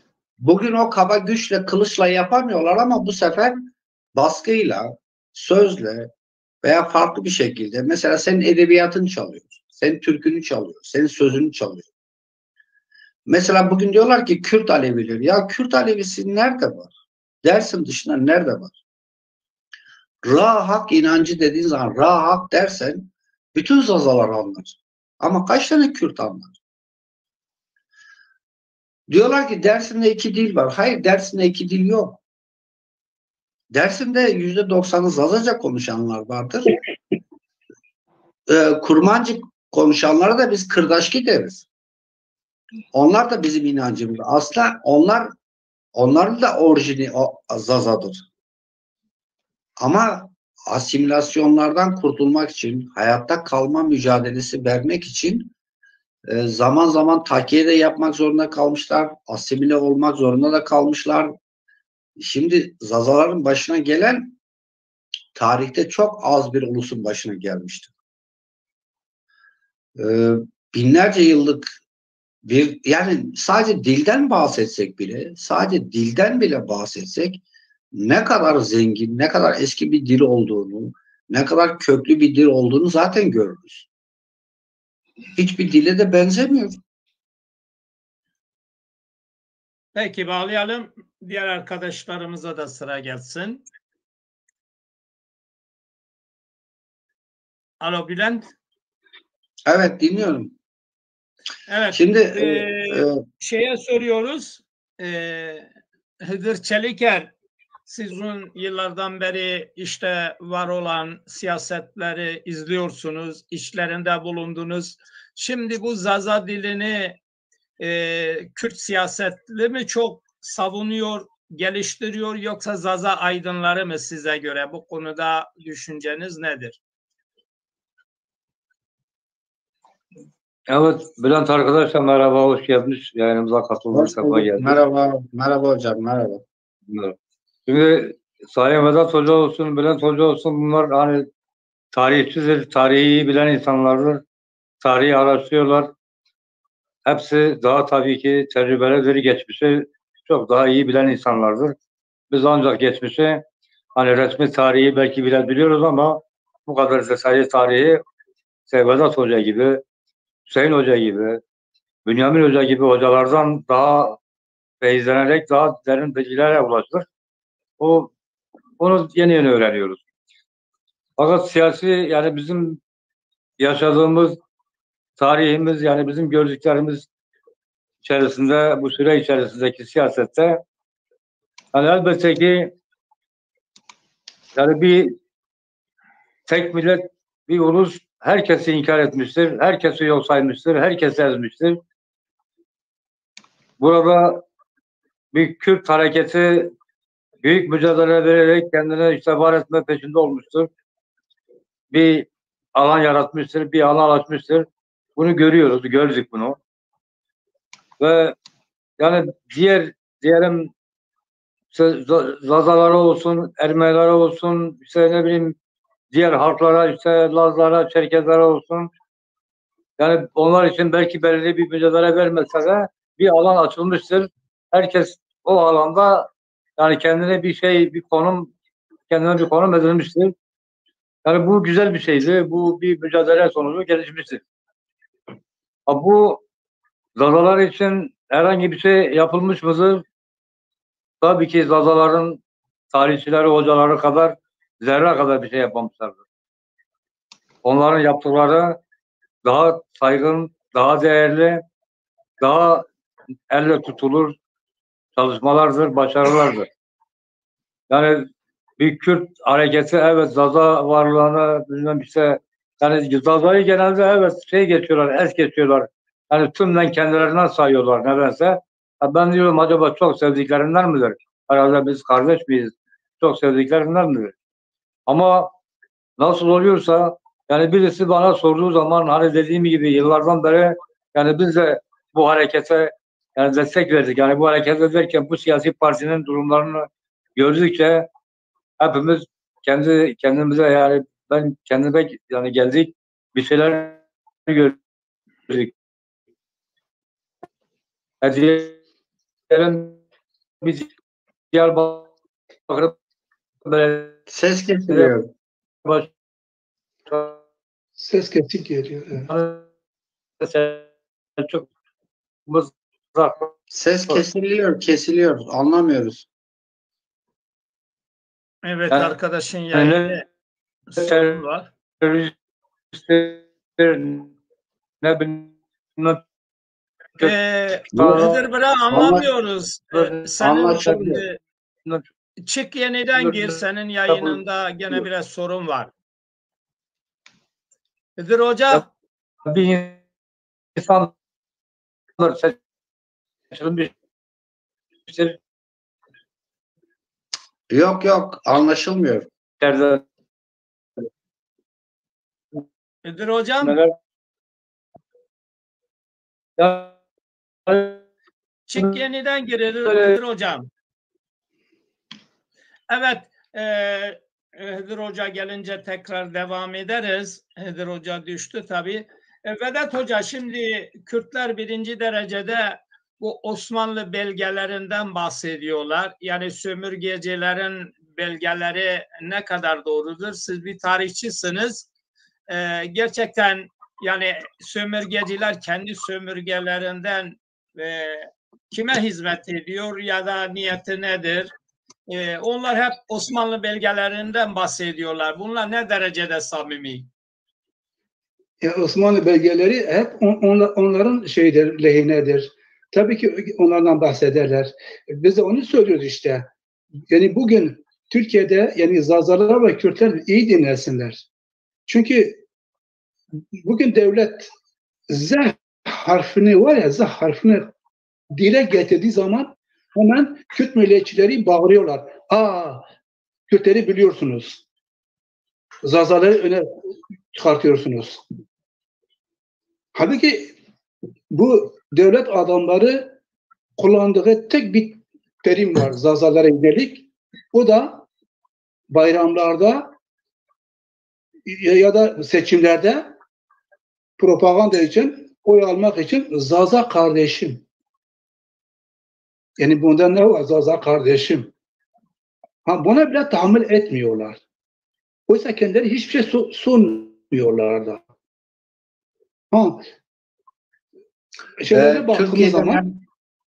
Türkiye'de hiçbir parti Zazaları tanımıyor. Tanımıyor tabii. Ama diyorum seçimler özellikle için özellikle HDP daha çok inkar ediyor. Tabii. Bütün partiler inkar ediyor. Başta Kürtler zaten inkar ediyorlar. İstemiyorlar Z harfi bile kullanılsın. Kendileri bile kendi terimlerinde çıkarmışlar. Z harfini. Kullanmıyorlar. Yok, ben buna tanık oldum. Dersim'de Nevroz kutlamalarında bütün dillerde İngilizce yazmış, Arapça yazmış, Türkçe yazmış, Kürtçe yazmış ama Zazaca yazmamış. Ben özellikle bunu paylaştığım için HDP merkezinden beni aradılar. Yanlışlık olmuş dediler. Hayır dedim, bu bir yanlışlık değildir. Yani bir halka yanlışlık yapılmaz. Bu bilinçli bir şeydir. Şimdi bunu farklı göstermeye çalışıyorsunuz ama siz Zazaca'yı da zaten ana dil olarak kabul etmiyorsunuz dedim. Zazaları bir ulus olarak kabul etmiyorsunuz. Yani Kürt milliyetçileri bugün devletten aşağı yani taş çıkartır hatta. Devlete taş çıkartır. Ben zaten onun için söylüyorum ki hem Zazalar, onların içinde mücadele veren Zazalar da ve Kürt kardeşlerimiz de bilsinler ki Kürtler 1637 yılından bu yana hep egemenlerle birlikte el ele çalışmışlar. Evet. Birlikte bugüne kadar gelmişler. Şimdi bugün meclise bakalım. Her ne kadar Kürt halkı eziliyor, sürülüyor, zulüme maruz kalıyor ama egemen sınıfı meclistedir. Kendi çıkarlarını gündeme getiriyor. Bu tesadüf değildir. Şimdi bu tesadüf değildir. Kürt halkı yüzyıllarca ağalar, beyler tarafından yönetilmiş. Feodal. Zaten ona değinecektim. Diyecektim ki zaten halk bir ele kokladı. O olarak, biçimsel olarak ondan söz ediliyor. Ama egemen sınıf Osmanlılarla olsun, devlet adamlarıyla olsun, devletiyle olsun sürekli el birliğiyle birlikte hareket ediyorlar bugüne kadar. Evet. O belgelere gelince, belgelere doğrudur. Osmanlılar 1514'ten sonra çünkü Kürtlerin, o Kürt ağalarının 25 tane Kürt ağası, Kürt beyi İdris Bitlis'e mektup yazdılar. İdris Bitlis'i Yavuz'a götürdü mektubu. Yazmışlardı birlikte o 25 kişi. Ona riayet edeceklerini söylüyorlar. Bu adam da zaten bunu istiyor. Zaten Kürtler olmadan Doğu sınırını koruyamayacağını söylüyordu. Çünkü Batı'da savaştaydılar o dönemlerde. Durum bu olunca ister istemez Kürtlüğü öne çıkardı adam. İkinci resmi dil oldu Kürtçe. Osmanlı topraklarında. Yani Osmanlı döneminde. Ve ondan dolayı sancaklar kuruldu. Onlara Kürdistan sancakları ismi verildi. Onlar bunlara dayanarak söylüyorlar. Ama bunları yaratanlar kimlerdir? Bu isimleri çıkaranlar kimlerdir? Bu isimleri, bu imtiyazları size verenler tabii Kürt ağaları o dönemlerde beylikleri otonom bir şekilde alanlarını yönetiyorlardı. Yani özek idiler. Özellik vardı. Özellik statüsüne sahiptiler. Adam aslanı asar, öldürürdü. Her şey onların elindeydi. Ama bu olunca Kürtçe gelişmişti. Yani Kürt dili, Kürtlüğün varlığı, bütün sosyal ilişkileri, siyasi ilişkiler varlığı bir nevi artık yeri yerine oturmaya başlıyor. Osmanlılar yani 1514'ten sonra. Ve yeri yerine oturmuştur. Şimdi bugün biz diyoruz ki Zazalar Kürtlerle ne coğrafik, ne kültürel, ne siyasi, ne tarihi alanlarda birbirimize benziyoruz. Zaten dilde hiç benzemiyoruz. Şimdi bugün dili konuşuyoruz ama bu alanlar da var. Coğrafi olarak Zazalar şu anda Türkiye sınırları içerisindedir diyelim. Boranlar da var. Hiç ondan bahsetmiyoruz. Gerçi etmemiz lazım ama etmiyoruz. Hata ediyoruz. Ama bugün Zazalar sadece Türkiye içerisinden ses çıkartıyorlar. Ama oysa Kürtler hem Türkiye'de hem Irak'ta, İran'da, Suriye'de parçalanmışlıkları onlar için bir avantajdır aynı zamanda. Çünkü bir yerde bir sorun oldu mu diğer tarafa gidiyorlar. Dillerini, kültürlerini geliştirebiliyorlar. Hatırlıyorum Irak'ta olduğu zaman Türkiye'de şey yapılıyordu. Türkiye'de olduğu zaman İran'da yapıyorlar ya Suriye'de. Ve bugün Irak'ta bak bir şey var. Bir otonom bir devlet var. Bir hükümet var. Suriye'de bir bölge ayrılmış. Uluslararası göçler o alana gelmek için bu sefer Kürtlerle ilişki içerisine giriyorlar. Ve Kürtleri geliştiriyor. Kürtleri öne sürüyor. Ve ulusal ilişkilerde Kürtler meydana çıkıyor. Oraları müdahale etmeye çalışıyorlar. Kürtçe ve Kürtler artık tanınmış bir halk ve dildir. Zazalar peki biz hiçbir şeyiz. Siz nasıl bize saldırıyorsunuz? Nasıl cesaret edip nasıl kendinizde yeni bir insani ahlak bulup Zaza halkına saldırıyorsunuz? Zaza aydınlarına veyahut onları şu bu terimlerle ya sıfatlarla adlandırıyorsunuz. Devlete ilişki içerisinde olan Kürtlerdir. Kürt milletçileridir. Kürt siyasetçileridir. Zazalar hiçbir zaman olmamıştır. Devlet bizle ilişki içerisine gelse biz geçeriz gene. Çünkü biz kendi ulusal çıkarlarımız uğruna bütün devletlerle ilişki kuracağız. Kurmalıyız da. Bunlar siyasettir. Bu bir politikadır. Bunlar diplomasidir. Bunun adı diplomatik ilişkilerdir. Ama ne yazık ki şimdiye kadar kimse bizi ciddi görmediği için çünkü bir daha biz o aşamaya gelmemişiz. Kürt ve Zaza halkı bilsin ki Kürt milliyetçileri bugüne kadar Zazalara yönelik hep yalan, inkarcı bir politika uygulamışlar. Ve halk biliyor ki Zazaca ile Kurmancı aynı dil değildir. Çünkü konuşuyorlar, o halk biliyor, ayrı diller konuşuyorlar, birbirini anlamıyorlar. Buyurun. Evet. Peki çok teşekkürler Vedat Hocam. Rica ederim. Vedat Hocam devam mı, tamam mı? Ben bilmiyorum siz şey yapıyorsunuz devam ederiz. Yok şaka ettim. Devam edeceğiz. Tabii eskiden Türklerin bir marşı vardı. Çocuklar okulda herkes diyordu varlığım Türk varlığına armağan olsun. Şimdi Kürtler Zazalardan bunu bekliyorlar ki Zazalar desin ki varlığım Kürt varlığına hibe olsun. Kürt varlığına kurban olsun. Kürtlerin beklentileri budur. Ama buna şiddetle karşıyız. Bu olmayacak. Zaza halkı er geç bu derin uykudan uyanacak. Şimdi soruyoruz o değerli kardeşimize Bülent Bey, Vate grubu kime hizmet ediyor? Yani siz de siyaseti izliyorsunuz, paylaşımlar yapıyorsunuz. Vate grubu kime hizmet ediyor? Yani amacı ne? Ne yapmak istiyor?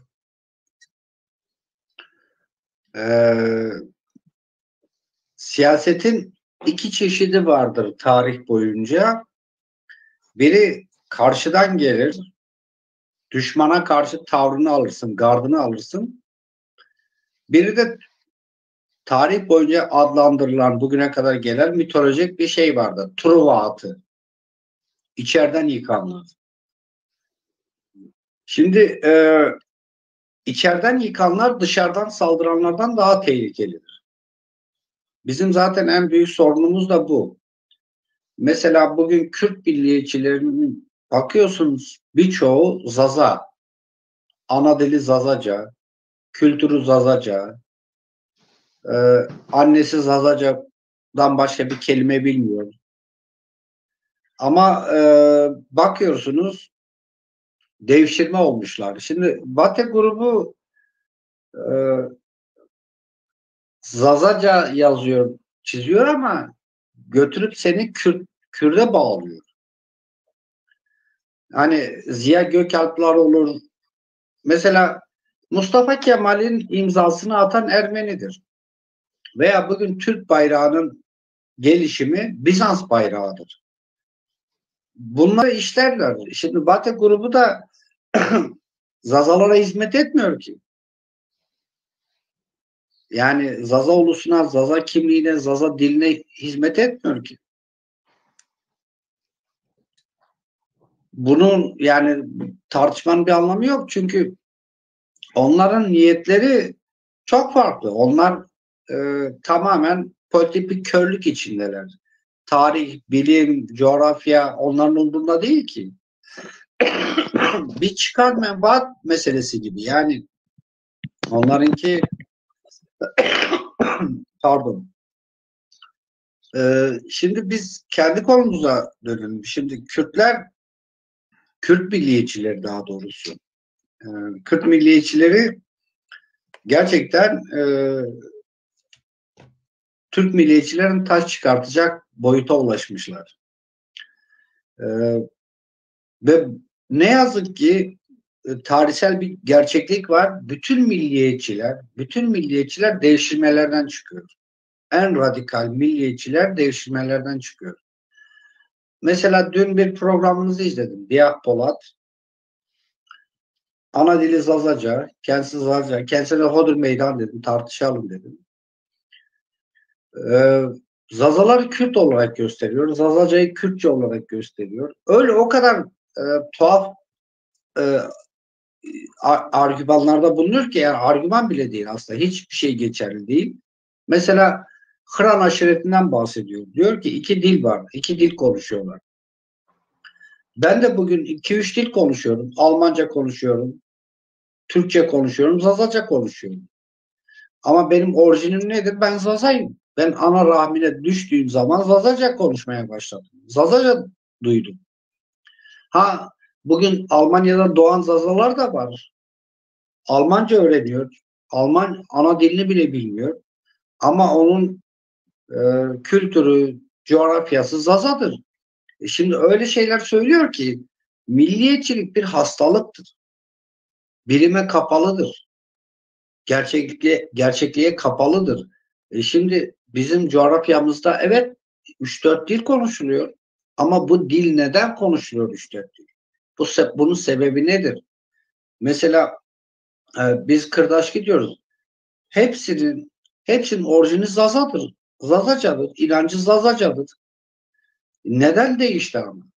Asimilasyonlar, katliamlar, soykırımlar bunlardan dolayı insanlar toplumumuz hayatta kalmak için başka toplumlara gömleklerini giymek zorunda kaldılar. Zazaların tarih boyunca uğradığı soykırımı hangi ulusu uğramış ki? Çocuklarını korumak için Kürtleşmişler, Türkleşmişler, Araplaşmışlar. Yani Zazaların başına gelen tarih boyunca gerçekten çok az ulusun başına gelmiştir. Ve buna rağmen hala ayakta durabiliyorsa gerçekten hem hayret vericidir hem hayranlık uyandırıcıdır.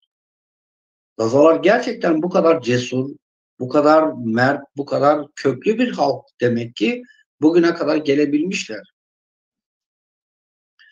Bugün Kürt milliyetçileri nasıl Zazalardan besleniyor? Niçin Zazalardan besleniyor? Niçin Zazaların kahramanlarını alıyorlar? Niçin Zazaların öykülerini alıyorlar? Türkülerini alıyorlar? Bakıyorum adam kendisine araştırmacı yazar diyor. Rahak inancı diyor. Sonra Kürt Alevileri. Ya bir tane Kürt rahak kavramından anlamaz ki. Anlamaz. Sen rahak deyip Kürt dediğin zaman, Kürtçe dediğin zaman Kürtler bile sana güler ya. Kürtler bile seni anlamaz ki. Sen beslendiğin çeşme, kaynağı içiyorsun ama orayı kirletiyorsun. Milliyetçilik böyle bir şey. Milliyetçilik her türlüsü kötüdür. Ben başından beri söylüyorum. Biz Zazalar sadece kendimizi ifade edeceğiz. Kendi tarihimizi anlatacağız. Bizim kimseyi tahakküm altına almamıza gerek yok.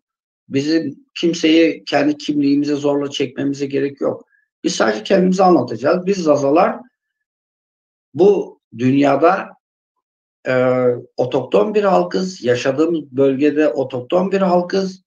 Kültürümüz, tarihimiz, dilimiz doğayla beraber gelişen, insan ve doğa ilişkisiyle beraber gelişen bir kültür, bir inanç, bir dildir. Sonradan oluşturulmuş değil. Mesela Kürt kelimesi. 1800'lü yıllardan sonra Kürdistan denmeye başlandı. Kürdistan eyaleti. Ama bizim milattan önce ismimiz var.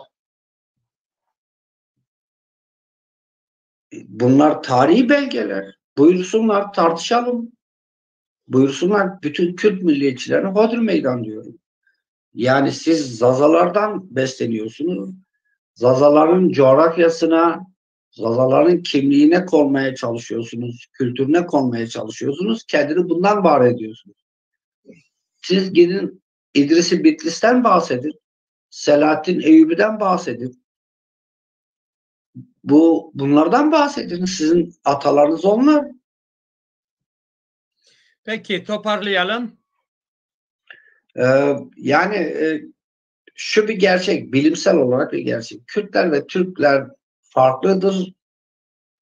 Zazalar ise ikisinden apayrı farklıdır. Peki teşekkürler. Ve Kürtler ve Türkler en son bu coğrafyaya geldiler. Bu bilimsel bir gerçekliktir. Peki çok teşekkürler. Bülent arkadaşımız işte milliyetçilik kötüdür dedi. Ama biz çevremize bakıyoruz. Kürtler milliyetçiliğiyle bir örgütleme yapıyorlar. Türkler de milliyetçiliğiyle bir örgütleme içerisindedir. Yani çekirdek Türk ulusunun ya da Kürt ulusunun çekirdeği milliyetçiliktir. Ama Zazalara gelince Zazalar işte bu konuda bir çekirdek oluşturamamışlar bana göre. Hıdır Bey, milliyetçilik, Zaza milliyetçiliği olmalı mıdır? Ya da siz nasıl görüyorsunuz? Yani milliyetçilik, yani bu kavramlar tabii ki başlı başına ayrı bir konular, ayrı şeyler de yalnız şunu söylemek istiyorum. Yani hala Zazaca'yı milliyetçi olarak tanımlamaları veyahut da işte Kürtler Zazalara kendilerine sahip Kürt'ür demeleri, bu yani eşyanın tabiatına aykırı. Yani dediğim gibi yıllardan beri aynı mücadelelerin içerisinde destekte yani oy vermişiz, savunmuşuz. Fakat birisi sorduğu zaman yani ben Kürt'üm diyemiyorum yani. Yani Zazayım diyor. Yani illa ki bir Zaza'ya sen yok Kürt'sün, yok senin dilin benim Lehçedir. İşte milliyetçilik yani böyle bir şey herhalde. Baskıcılık, milliyetçilik.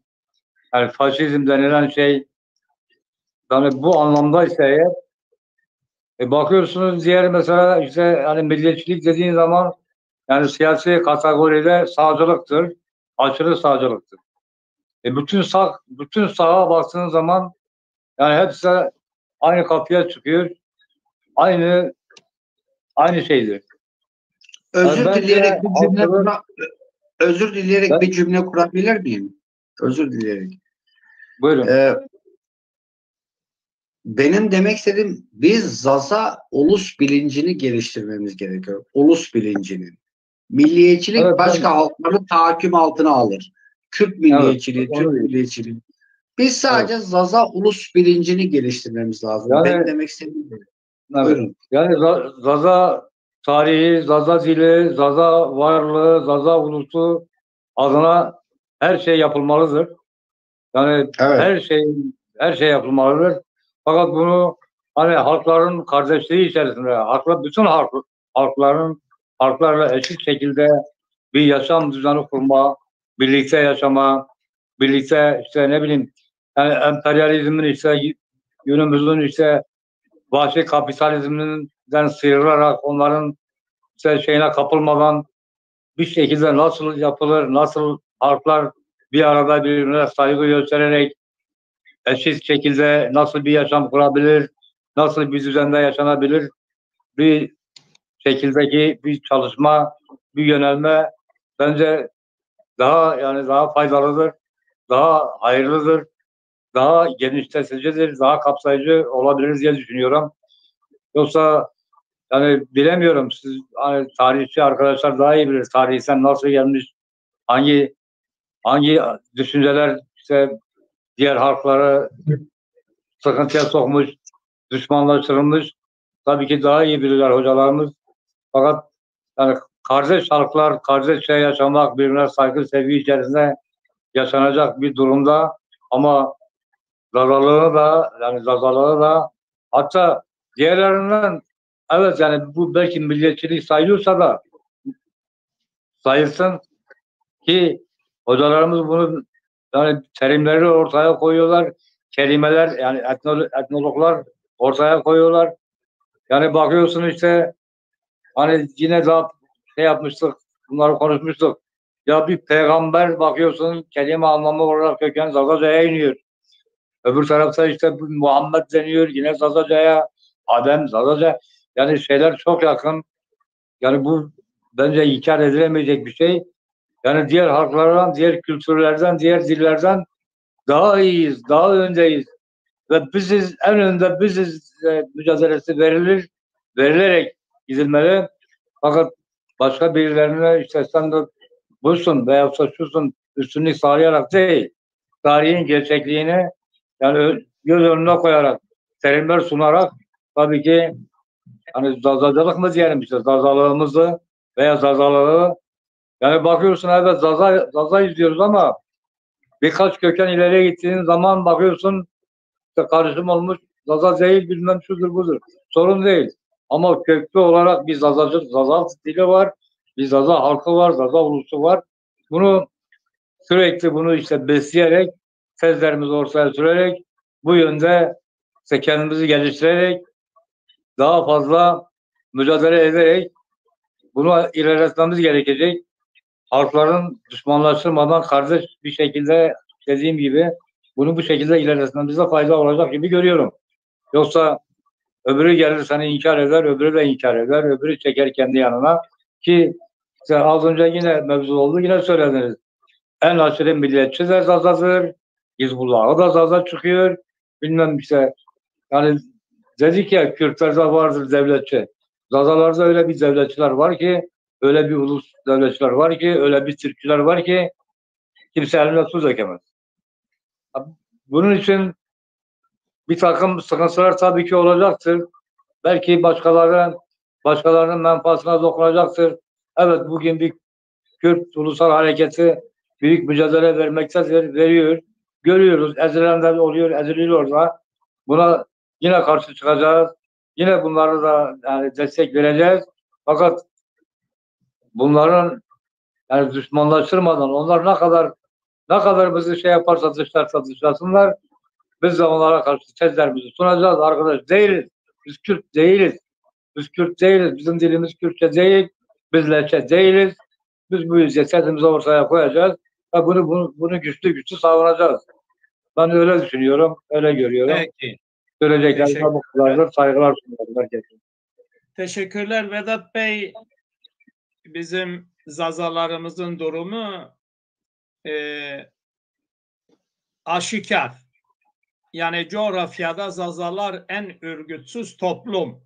Herkes silahlanmış, örgütlenmiş, parti kurmuş, sanatta, kültürde, edebiyatta oluşumlar yapmış.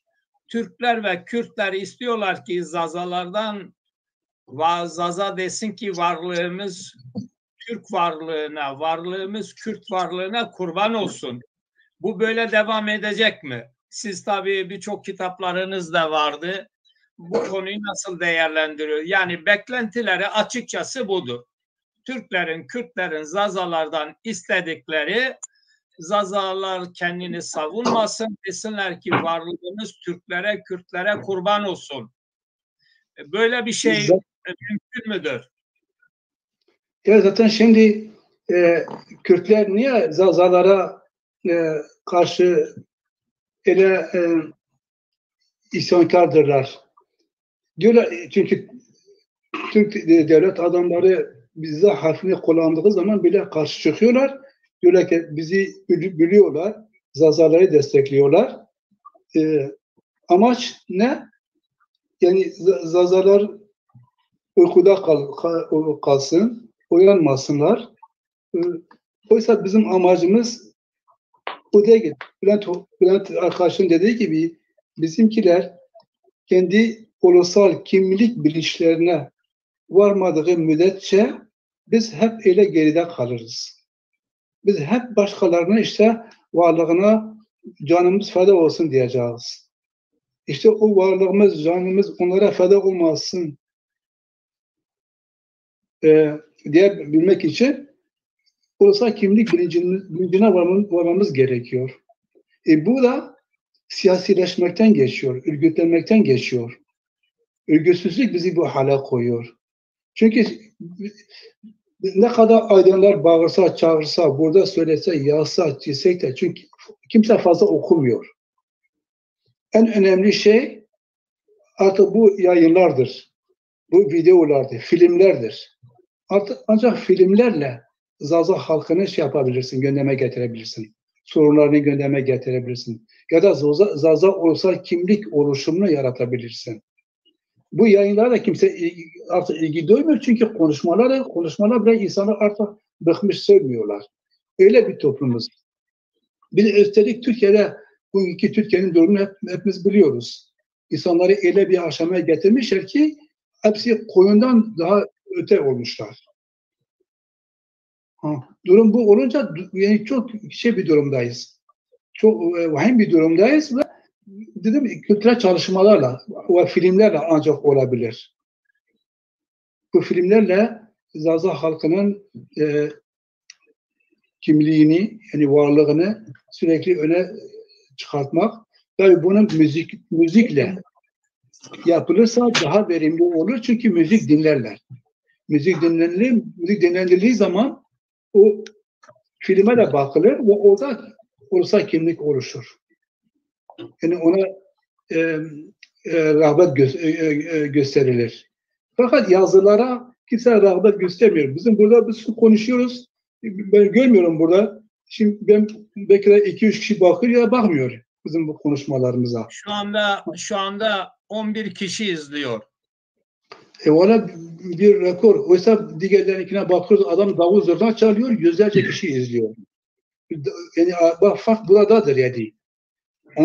Onun için Zaza aydınları, Zaza sanatçıları özellikle bu sanat alanına önem vermelidirler ki ulusal kimlik bilinci gelişsin, yaygınlaşsın Zaza halkı içerisinde. Yoksa durumumuz kötü yani şey olmuyor. Çünkü Kürtler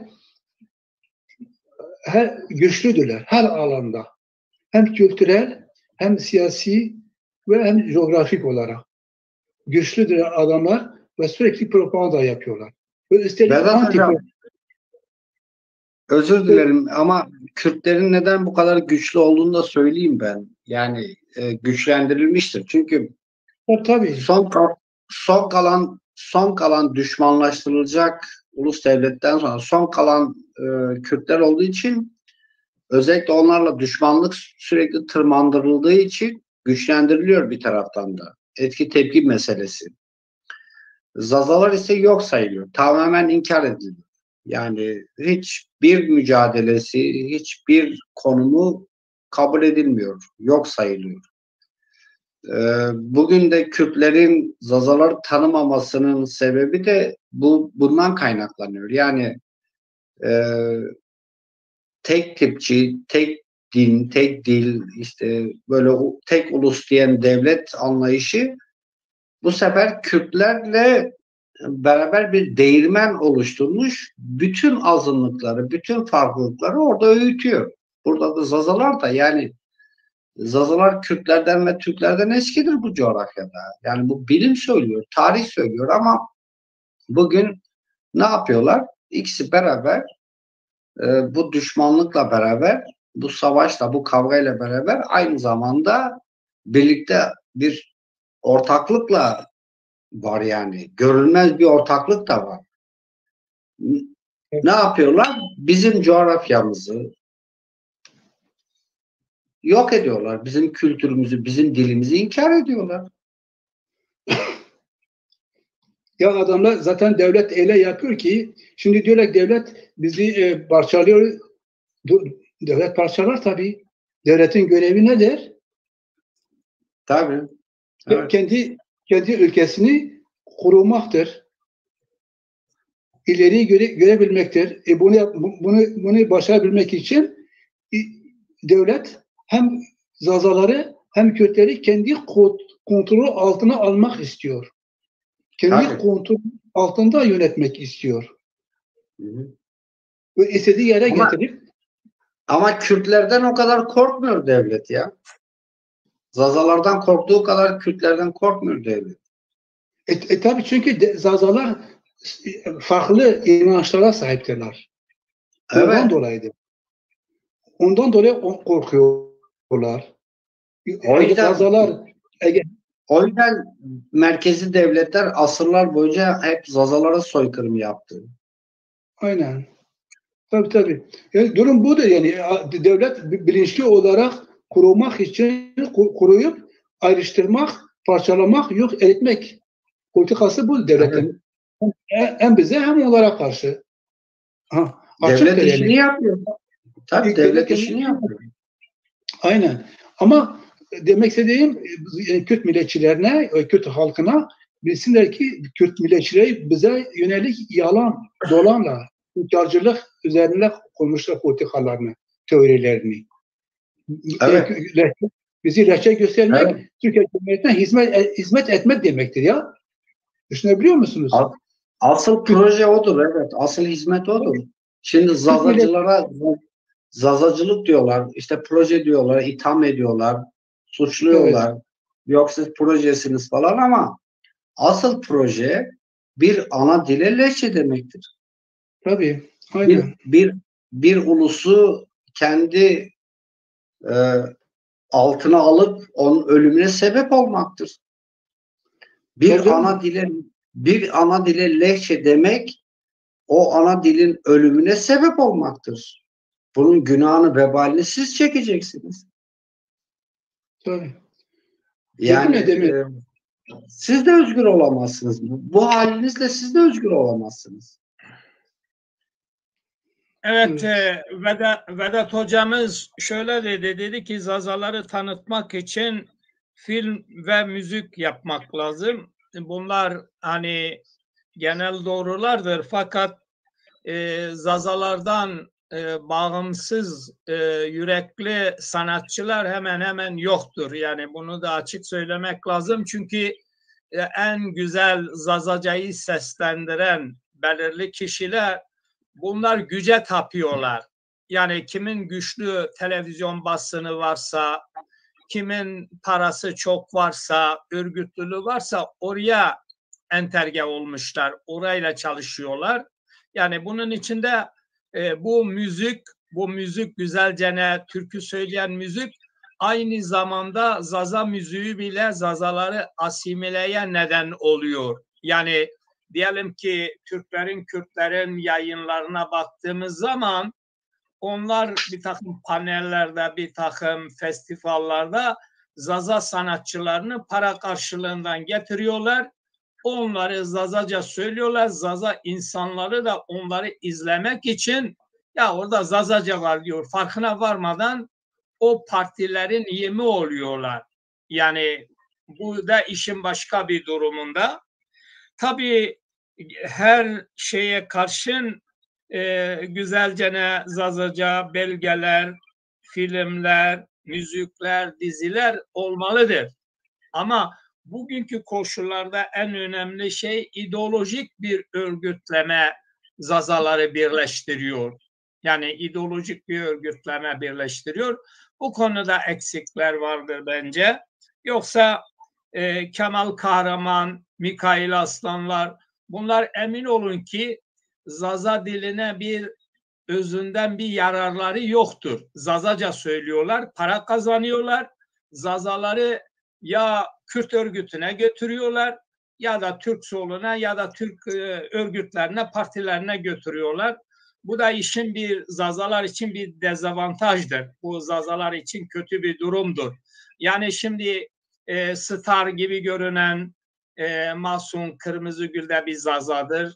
Efendime söyleyeyim Mikail Aslan, bu diğerleri Ferhat Tunç, bunlar hepsi Zaza'da ama Zaza halkı için ortaya çıkmıyor. Oraya çıktıkları zaman ya Kürtçe sloganlar ya Kürtçe ya da Türkçe sol örgütlere ya da sağ örgütlere hizmet ediyorlar. Bunun için tabii fikrim, düşüncem yani bu insanlarımız güce tapıyor. Sadece sanatçılar değil, sıradan insanlar da bir makarna için AKP'ye takılıyor, AKP'ye takılıyor. Efendim PKK'ya ya orada bir komutan olmak, bir görevli olmak için, bir yer edinmek için oraya sığınıyorlar. Yani çünkü Zazaların böyle güçlü bir örgütsüzlüğü olduğu için onlardan bir güvensizlik var. Yani bu nasıl giderilir? Her üçünüzün görüşünü de almak istiyorum. Bu konuda size katılıyorum. Bizim en büyük sorunumuz örgütlü bir halk olamamak. Yani bunca yıllık, binlerce yıllık tarihe, geçmişe sahip bir halkın bugün örgütlü bir hale gelememesi en büyük eksikliktir. Örgütlü hale geldiği zaman bir baskı aracı olarak görmüyorum ben bu örgütlü hali. Yani bugün Kürt hareketinde veya Türkçülerin yaptığı bir baskı, bir güç politikası, güce tapma politikası değil. Haklıdan yana olma, doğruyu söyleme, kendini ifade etme, tarihini, bilincini ortaya koyma anlamında söylüyorum. Bizim en büyük eksikliğimiz örgütlü bir halk olamamak. Biz örgütlü bir halk olduğumuz zaman kimseye kurban olmak zorunda değiliz. Evet, biz bütün halkların özgürlüğünü istiyoruz. Ama kendi halkımızın da özgürlüğünü istiyoruz. Dünya bir bahçedir. Zazalar da bu bahçede yer alacak. Ve Zazaca felsefesiyle, mizahıyla, tarihiyle, mitolojisiyle var olmak zorundadır. Bir dünya mirasıdır. Bizim en büyük eksikliğimiz gerçekten Zaza halkının örgütsüzlüğüdür. Dağılmışlığıdır. Bunun tarihsel, sosyolojik, psikolojik bir sürü sebepleri var. Ekonomik bir sürü sebepleri var. Ama çağımızda artık ulus bilincini kazanması gerekiyor. Yani mesela romanlardan, çingenelerden bahsedeyim. Dünyaya dağılmış ama ulus bilinci olmayan bir halk. Ama Zazaların coğrafik bütünlüğü var, dil bütünlüğü var, kültür bütünlüğü var, inanç bütünlüğü var. Yani Zazaların birçok bütünlüğü var. Buna rağmen ulus bilincini geliştiremiyorsa bence Zazalar biraz da artık kendini eleştirmeli. Kendilerini tamam, evet düşman çok cepheden var. Ama Zazalar da artık bir ulus bilincini kazanmalı. Örgütlü bir halk haline gelmeli. Ve türküsüne, edebiyatına, şiirine, tiyatrosuna kendisi sahip çıkacak, kendisi yapacak. Diyeceğim budur yani. Peki, Zazalar. teşekkürler. Aynı soruyu Vedat Bey, hani siz yani aynı soruyu size de sormak isterim. Yani Zaza toplumu gerçekten çok heder olan, çok ezilen, yok edilmeye çalışılıyor. Yani yaşlılar beni arıyorlar. Vallahi diyor elimizde bir şey gelmiyor diyor ama gerçeğini söylersek diyor bizim torunlarımız, çocuklarımız bu Zaza meselesinden iyicene çok uzaktadırlar. Bunlar kimisi diyor Türkçüdür, kimisi Kürtçüdür yani biz gidersek son jenerasyon bizim sonumuz geliyor. Böyle kaygıları vardır. Ayrıca Vedat Bey'e yönelik de bir şey var. Birkaç kişi sormuştu bana. Onlar da tabii bu Rusya'dan diyorlar ki işte Vedat Hoca'nın İngilizce, Fransızca, Almanca, Arapça kitabı var. O kitabın Rusçası da oluyor. Yani herhalde Talişler paylaşım yapıyor. O Ruslar da onu araştırmak istiyorlar. Rusça diyor, Rus dilinde de bir çevirisi olacak mı? Böyle bir sorun da var. Buyurun. Evet, o arkadaşlara sorabilirsin. Kendileri eğer Türkçe biliyorlarsa ya da İngilizce biliyorlarsa alıp çevirsinler Rusça'ya. Peki. Şey yapabiliriz yani. Soruna gelince neden insanlarımız, yani neden bu durumdayız?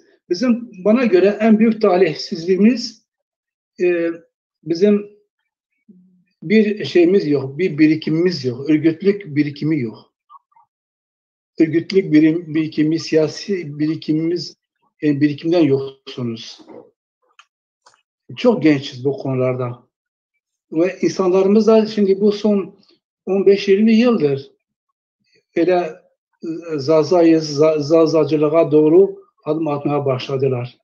Ve bunlar atarlarken demin şimdi size de belirttiniz, bazıları AKP'cidir, bazıları MHP'cidir, bazıları İslamcıdır.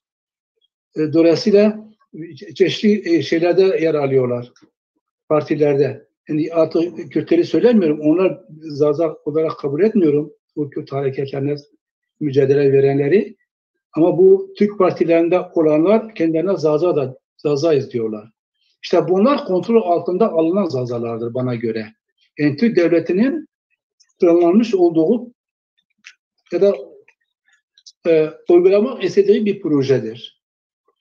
Çünkü o doğrultuda onlarla birlikte hareket eden zazalar projenin parçası olmuş olurlar. Geri kalan zazalarımız da zaten çok az bir kesimdir. Bir takım girişimlerde bulundu. O girişimler önemli ya da olumlu sonuçlar vermedi. İnsanlarımız hayal kırıklığına uğradılar. Birbirlerine dağıldılar. Kırgınlıklar oldu ve böyle kaldı. Herkes ayrı bir yerde artık birbirine seyretmeye başlıyor. Ve çoğunluk, yani toplum olarak daha biz çok uzaktayız olursa bilinçli.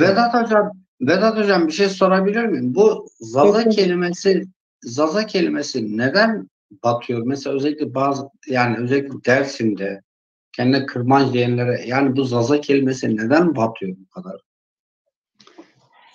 Bu neden batıyor onu bilemiyorum çünkü gerçekten ben de bilmiyorum. Fakat benim bildiğim şudur. Çünkü yani bu tarihi bilmemek, kendini bilmemek, özünü bilmemek. Bugün bu Paris'te bir müze var, ismi Louvre'dir. Orada tabletler var, üzerinde yazıyor. Sümerler kendileri diyorlar ki biz halk olarak za. 2 sefer za yazıyor. Evet. Araştırabilir. Geçenlerde bir Türk Sümerlerin Türk olduğunu söylüyordu. Ben karşı çıktım. Neden öyle söylüyorsun ki? Bak müzede öyle yazıyor. Araştırdı adam. Bana döndü. Diyor haklısınız, doğru yazıyor. Ama zaza yazmıyor. Za yazıyor.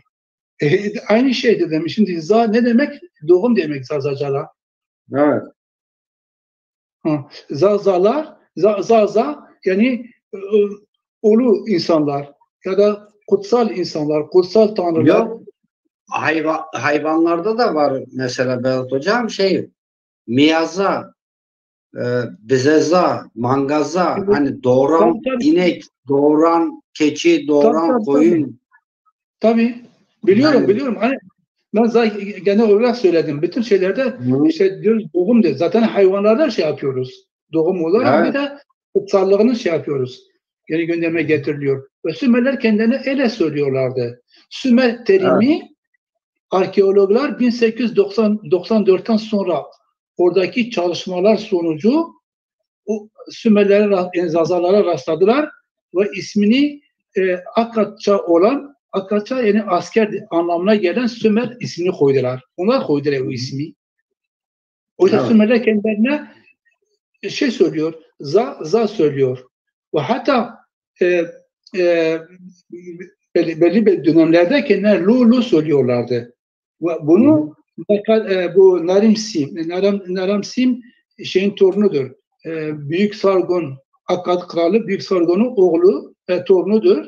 Milattan önce 2234 yılında 17 tane Zaza krallarına karşı savaştı. Ve adam yazıyor, o da müzede var. Diyor ki işte ben savaştım, bu kadar insan öldürdüm Lululardan, bu kadar ganimet ve bu kadar insan götürdüm esir olarak. Yazıyor yani, onun hepsi tabletlerde yazıyor. Biz yani kafamızdan şey yapmıyoruz, öğretmiyoruz. Hem Lulu hem Zaza. Sümerlerin asıl ismidir. Sümerler, arkeologlar, Avrupalı arkeologlar o ismi koydular oraya. Evet. İşte Zazalarımızın en önemli şeyi kendi ulusal kimlik bilincine varmaları, o da tarihlerini bilmeden geçer bana göre. Tarihini bilmeden o ulusal bilince varamıyorsun. Çünkü tarihte görüyorsun ki Zaza halkı ne kadar zulüme uğramış, ne kadar sürgünlere gönderilmiş ya da kıyımlara maruz kalmış, öldürülmüş, yok edilmiş, inkar edilmiş. Sen bunu gördüğün zaman ulusal bilincin gelişir. Ve kendi ulusal bilincine varırsın, ulusal kimlik bilincine varırsın ve kimliğini savunursun. Kendinden savunursun. Evet. Kişiler savunmalı. Yani dışarıdan söylenilmemeli. Kişi kendisinde olmalı bu cevher. Bu da yani okumakta, tarihi bilmekten geçer. Bugün internet üzerinde rahatlıkla araştırıp Zazaların ne kadar kıyamlara uğradığını görürler. Tarafsız okusunlar. Görecekler. Hamide aralarını okusunlar. Yeter ki Hamide aralarını okusunlar. 1514 yılında Osmanlı-İran Savaşı'nı okusunlar. Burada savaşanlar kimlerdir? Görünecek. Evet. Bugün dersimin %90 Zazaca konuşuyoruz. Zaza şehridir. Tabii. Yani neredeyse Zazaların başkenti yani. Tabii, bugün ama bugün Dersim öyle bir konuma gelmiş ki yani mesela Kürt milliyetçiler Dersim diyor bizim kırmızı çizgimiz. Hakkari için demiyor, Zagros için demiyor. Tabii. Bilmem, yani ama Dersim için bunu diyor. Niye diyor? Bunun sosyoekonomik temelleri var. Bunun birçok temelleri var. Yani bunu halka anlatmak lazım. Yani şimdi aborjinleri nasıl öldürdüler? Kızılderilileri nasıl öldürdüler? Zazalar da öyle öldürüyorlar. Çünkü neden? Topraklarına el koymak, halkının iş gücü yapmak. Yani bunu bu şekilde de açıklamak lazım. Ekonomik nedenleri var, sosyolojik nedenleri var. Şimdi geldiler, kondular, yani çöktüler resmen ve ne yaptılar? Bizim sularımızı, bizim dağlarımızı, bizim insan gücümüzü, bizim hayatımıza el koydular. Şimdi şeye bakmak lazım. 1514'ten sonra Zazaların Dersim dağlarına ya da Erzincan, Sivas dağlarına neden gittiler? Oraya bakmak lazım. Gitmeyen Zazalar neden gitmediler? Ve sonradan onlar nerelere yerleştirildiler? Oraya bakılmalı. Gitmeyenler Sünniliği kabul ettiler ama verimli topraklar onlardan alıp Kürt beylerine verildi. Kendileri dağların yamaçlarına gönderdiler. Dersim dağlarına, Erzincan, Sivas'a gidenler onlar teslim olmadılar. Ovalardakiler başka, dağdakiler başka oldu. Tabii savaştılar ama o olumlu topraklara demin Hamit Yoldaş belirtti. Dedi ki Erbil'den adamlar getirdiler. Kürt beylerini getirip orada bey yaptılar. Zazalar da ulema yaptılar. Yani ırgat, işçi olarak Evet. çalıştı, köylü olarak ama başına getirdi, Kürt'ü koydu. Ama Dersim'de de Çemişgezek, Gülümür, diğer Elazığ bölgesine kadar bütün o tarafları hepsi Kürt beylerini getirip koydular. Bu verimli Ama topraklara şunu başardılar Vedat Hocam. tabii. Kırmanç kelimesini yerleştirdiler, başardılar. Kırmanç kelimesini gerçekten çok acı bir şeydir. Yani hani köksüz, topraksız, maraba, ikinci sınıf vatandaş. Kırmanç yani Dersim'in, Koçgiri'nin yani Zazaların diyelim. Zazaları kırmanç yapmaya çalıştılar.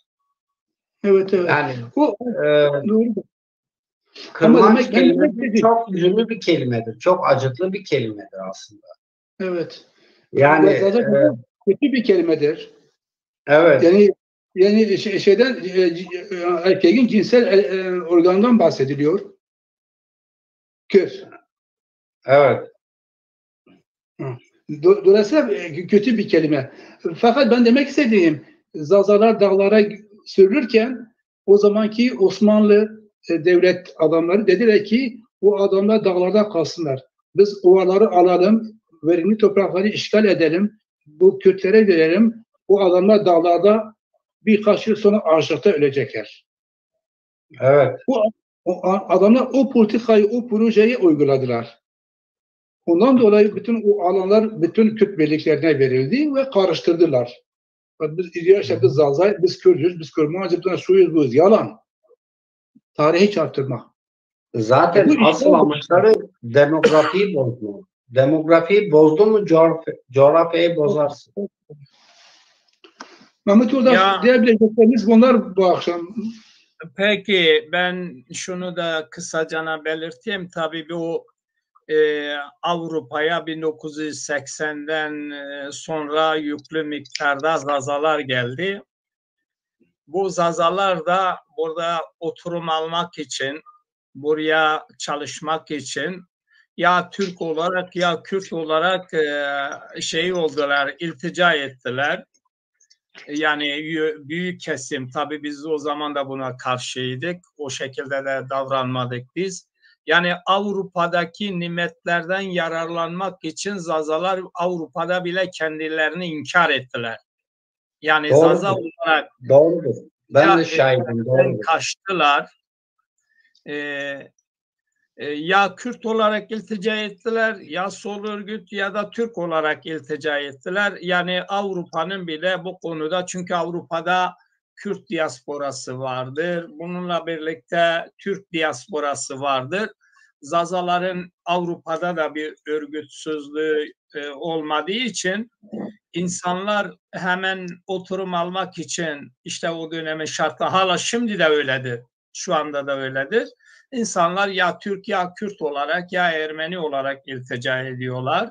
Burada kendi kendini inkar eden Zazalar hem yurt içinde var hem yurt dışında. Bunlar çok tehlikeli bir potansiyeldir. Yani bazı küçük çıkarlar için bir insanın kendini inkar etmesi, kendini yok sayması, eski toplumlarda da işte hali bir söz var, diyor ki ağanın malı gider, fakirlerin de canı mürivanın, yani o ağanın, kölelerin canı gider. Yani şimdi bu Zaza meselesinden Türklere köle olmuş, Kürtlere köle olmuş Zazalar onlardan fazla kendi davasına karşıdır. Yani onlara yaranmak için, onlara, Türklere, Kürtlere yaranmak için Zaza kökenli olup da sizin de bahsettiğiniz gibi şahıslar, Zaza diye bir sorunu kalmamış. Bunlar şey olmuş, bunlar uyutulmuş, değiştirilmiş, devşirilmiş, kendi halkına bugün yabancı düşmüş bir durumla karşı karşıyayız. Evet. Son mesajlarınızı alalım Sayın Hıdır Çeliker, Çeliker kardeşim. Son mesajlarınızı alalım. Son mesaj olarak Zazaların yapması gereken şey nedir diye sordunuz. Yani işte hocalarımız da anlattı. Binlerce yıldan beri Zazalar işte Akatlardan, Sümerlerden sonra Akatlar döneminden itibaren her türlü şeye uğramış. Velhasıl ta işte diyelim Birinci Dünya Savaşı'na kadar hepsi zaten yok edilmiş, ezilmiş, düşürülmüş bir halk. Bitirilmiş yani yakılmış, kül olmuş. Ama o külünden yeni yeni doğacak Zazalar. Bir tek dilimiz kalmış, bir tek dili kalmış. O da koparılmak üzere, bitmek üzere. İşte bugün Adana'ya geldim. Bizimkiler, dayı çocukları, amca çocukları, yeğenler. Baktım 15-20 tane genç veya işte bizim yaşlarımızda olanlar da var. 30 yıl önce bir düşündüm. Aynı cemaatin babaları tek kelime Türkçe konuşmazken sohbetlerde bugün baktım saatlerce bütün sohbetler Türkçe. Şaşırıyor insan. Yani şöyle bakıyorsun uymuyor ama dinliyorsun. Artık herkes Türkçe. Yani bir dil var, o da yok olmak üzere. Yani az önce hocalar yine dediler, işte Zazalar tanınmıyor, bir şey oldu mu karşı çıkıyor, şu çıkıyor, bu çıkıyor. Ya henüz ortada Zaza yok. Henüz bir Zaza bir şeyi yok. Bu işte bu kaç yıldır sizin gibi insanların sayesinde yeni bir Zaza oluşumu oluşuyor. Kültüre de ihtiyacımız var, tiyatroya da ihtiyacımız var, siyasete de ihtiyacımız var, örgüte de ihtiyacımız var, bilince de ihtiyacımız var. Başta buna ihtiyaç var. Okumaya ihtiyaç, her şeye bizim ihtiyacımız var. Paraya ihtiyacımız var. Yani her türlü şeye ihtiyacımız olan bir durumdayız. Bu durumda yani zarar diyelim. Onun için hemen şeye kapılıp da vay şöyle oldu, vay böyle oldu şeyine girmeyelim lütfen. Bunu alamaz sıkıntıya girmeyelim. Yeni bir oluşum oluşturuluyor. Yeni bir zazalık çıkıyor. Yani küllerinden türeyen bir zazalık çıkıyor. Kimisi devşirme olmuş, kimisi dilini inkar etmiş, kimisi öbürünün önünde yer almış, kimisi menfaati için kendini sat. Yani her türlü şey olmuş, her türlü şey bu halkın başına gelmiş, yok edilmiş. Silinmek istenmiş, tarihten silinmek istenmiş. Bir dili kalmış, o da yok olmak üzere. Bunu böyle değerlendirip de bunu şey yapacağız. Bizim her şeye ihtiyacımız var. Bizim Kürt arkadaşlara da ihtiyacımız var, Türk arkadaşlara da ihtiyacımız var, bilmem Ermenilere de ihtiyacımız var, bütün halklara, bütün insanlara, insanım diyen herkese, insanlığı düşünen, insanca işte tavır alan, yani dillerin, kültürlerin, halkların yok olmasını isteyen bütün herkese ihtiyacımız var. Bizim başta kendi aydınlarımıza ihtiyacımız var. Bizim aydınlarımız lütfen, aydınlarımız ona buna kızıp da çekilmesin. Ona buna kızıp da ben bu işler yok mu artık bunlardan bir şey çıkmaz demesin. Ancak onlar üretecekler, yavaş yavaş geliştirecekler, bu insanlar gelişecekler, bilincimiz oluşacak, örgütümüz oluşacak, partileşeceğiz, kurumlaşacağız, ondan sonra mücadele vereceğiz. Bilmem falan kişi işte bize niye böyle yaptılar, bizi böyle görüyorlar. Hepsi bizi öyle görüyor. Hepsi bizi yok sayıyor. Türkler de yok sayıyor, Kürtler de yok sayıyor. Kimse bizi saymıyor. Çünkü biz yokuz. Biz yokuz ki. Kendimizi bir oluşturalım. Kendimizi oluşturmamız lazım. İşte tiyatroyla, sinemayla, müzikle, her neyse hangi dal ne gerekiyorsa. Çünkü her dala ihtiyacımız var. Her dala. Bunun için bunu böyle yapacağız, sabır edeceğiz. İşte bunu ne bileyim mücadele işte hangi şekilde verilecekse yani bıkmadan. Mesela size saygı duyuyorum. Mahmut Başkan siz yani büyük bir çaba gösteriyorsunuz. Vedat Hocam hepsine saygı duyuyorum. Bünyamin Hoca işte. Ya Ayhan Hoca hepsine Hüseyin Hocam. Bunlar artık bizim işte aydınlarımız bunları görüyoruz aydınlar ve hep ne diyoruz sorunumuz aydın sorunu. Bu aydınlarımız lütfen daha dirençli olsunlar, daha birbiriyle dayanışma içerisinde olsunlar, yani daha yılmasınlar. Bunlardan bir şey çıkmaz demesinler, geri çekilmesinler. Mesela hocam dediği bir ara söylemişti. Yani bunu ancak bu şekilde oluşturulacak, yeni oluşturulacak bir bilinç oluşacak, bir zazalık oluşacak, bir zaza piyasaya çıkacak, yavaş yavaş işte çoğalacak, bilmem ne olacak, örgütleşecek, partileşecek. Yani halkımızdan da gençlerden şunu şöyle şey yapmayalım. Yani gençler inanın ki çok ilgili. Çok şey duyarlı.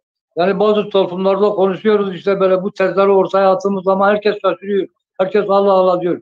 Parti diyor, oy veririz diyor. Bilmem işte kuruluş diyor. gelirim diyor. Yani böyle bir durumdayız.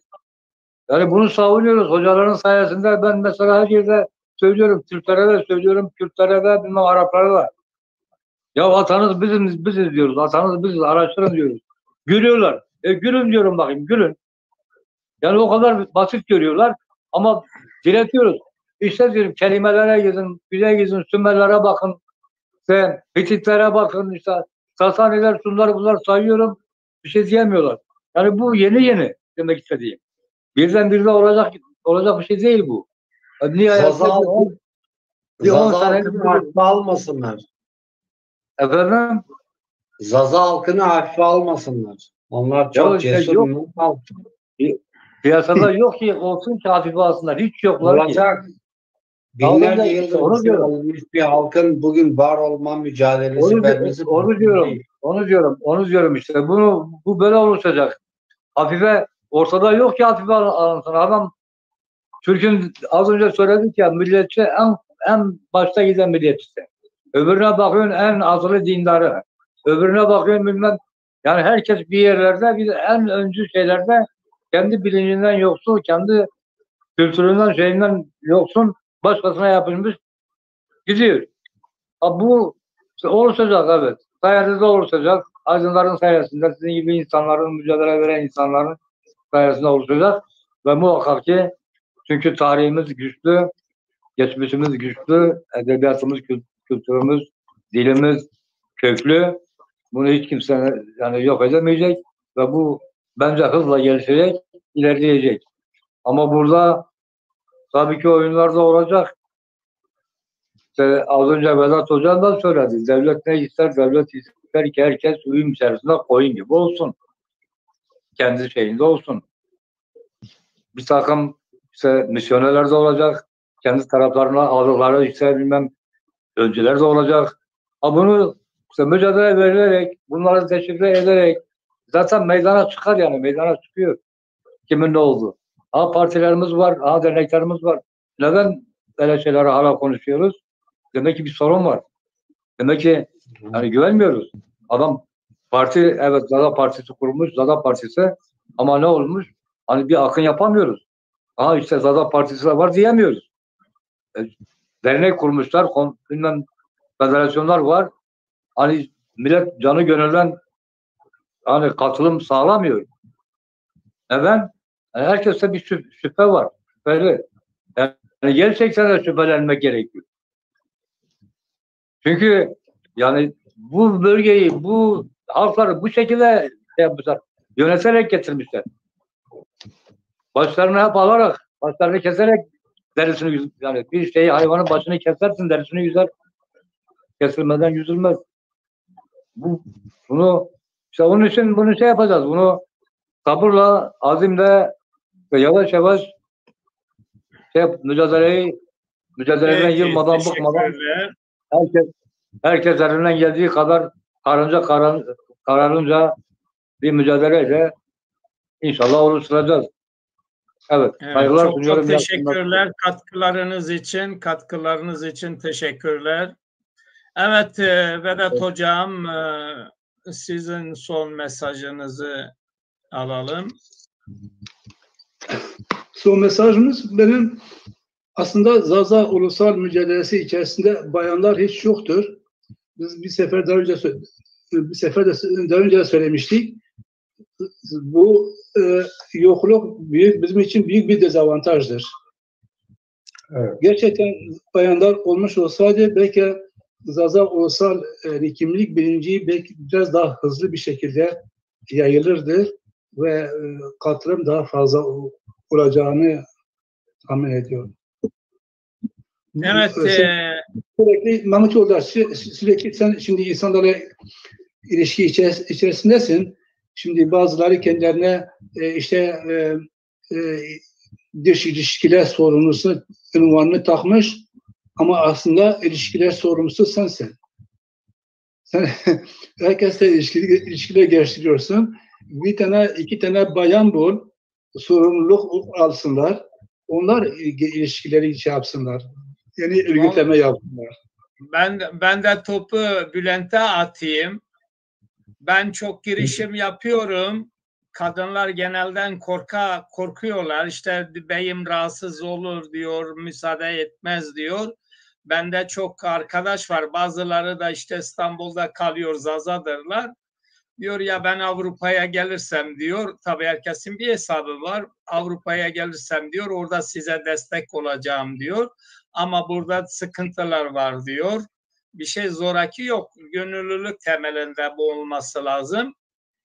Tabii birçok teklif de yaptık. Bazı Zaza kadın sanatçılarımız var. Bunlar 40 sene önce çaldığı türküyü hala oradan ayrılmamıştır. Yani özgürlük türkülerini çalıyor ama orada ayrılmamıştır. Hala diyor ki efendime söyleyeyim 40 sene önceki kaldığı yerden devam ediyor.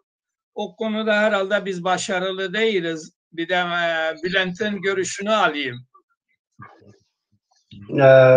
Ben tabii Vedat Hoca'ya katılıyorum bu konuda. Sonsuz katılıyorum. Kesinlikle.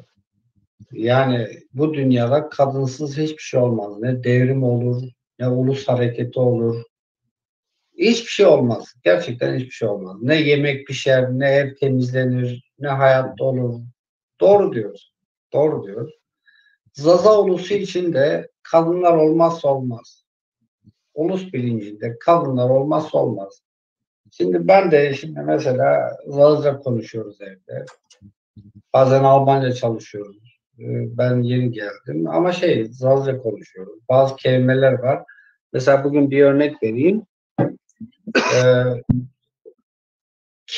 Keleze, hani bu erkek tekenin şeyleri vardır.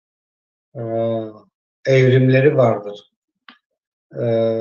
Bijek, bijek, keleze. Ondan sonra en yaşlı hali var, onu bulamadık o kelimeyi. Şimdi onu sorduk. Şimdi düşünün yani bir erkek, bir keçinin erkeği yani tekenin 4-5 evrimi var ve Zazaca ismi var bunların. İşte onun üzerine durduk. Kadınların olmadığı hiçbir yerde ulusal bilinç olmaz. Bu bir gerçektir. Çünkü ben ana dilimi anamdan öğrendim. Benim annem bir tek Türkçe cümle kuramaz. Kuramaz. İmkanı yok. Benim en büyük şansım o. Ne kadar zonuko kasikan savta muhafara. Muamike Türkiye bir sonra Nişya Mektep Türkiye'nin zonana ben onun sayısını öğrendim. Benim en büyük çeşmem, kaynağım anamdır. Ve kadınlar gerçekten öğrenirse öğretir diyorlar ya. Bizim kadınlarımız bizim ana dilimizin çeşmesidir. Tıpkı köylerimiz gibi. Niye bizim başta köylerimizi attılar? Niye bizim kızlarımıza el koydular? Niye bizim kızlarımızı köylerden aldılar, Türk okullarına verdiler, bilmem Türklere verdiler? Niye? Ana dilimizi yok etmek, kültürümüzü yok etmek. Tabii ki bizim için kadın en büyük değerdir. Yani bir kadın öğretir çocuklarına. Ben ana rahmine düştüğüm zaman Zazaca duydum. Ben okula gitmeden önce Türkçe bilmiyordum ki ben. Ama Türk okullarına gittim. Kendi ana dilimi unutmaya başladım. Benim ana dilim bana kötülemeye başladılar. Senin dilin köy dili, ilkel dil, senin dilin işe yaramaz.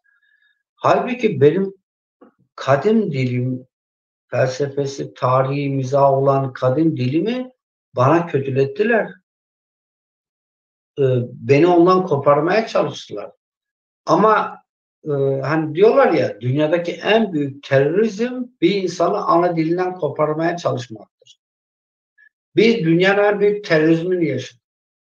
Bizi ana dilimizden koparmaya çalıştılar. Yani bizi anamızdan koparmaya çalıştılar. Ben niye anamı anlamayayım? Niye anam beni anlamaz? İşte biz bunu yaşadık. Biz en büyük terörizmi yaşadık. Bize en büyük kötülüğü yaptılar.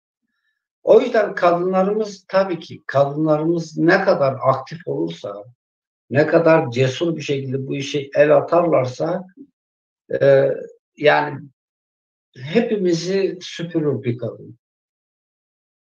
Bunu derim. Hepimizi bir kadın süpürür. Peki, hepinize çok teşekkür ediyorum. Gene başka bir programda birlikte olma dileğiyle saygılar, sevgiler. Sağlıcakla kalın. Herkese selamlar, sevgiler. İyi akşamlar hep size. West var mı? Kayıt var. Ulaşma var. Tatlı ve sınav. Ulaşma acaba.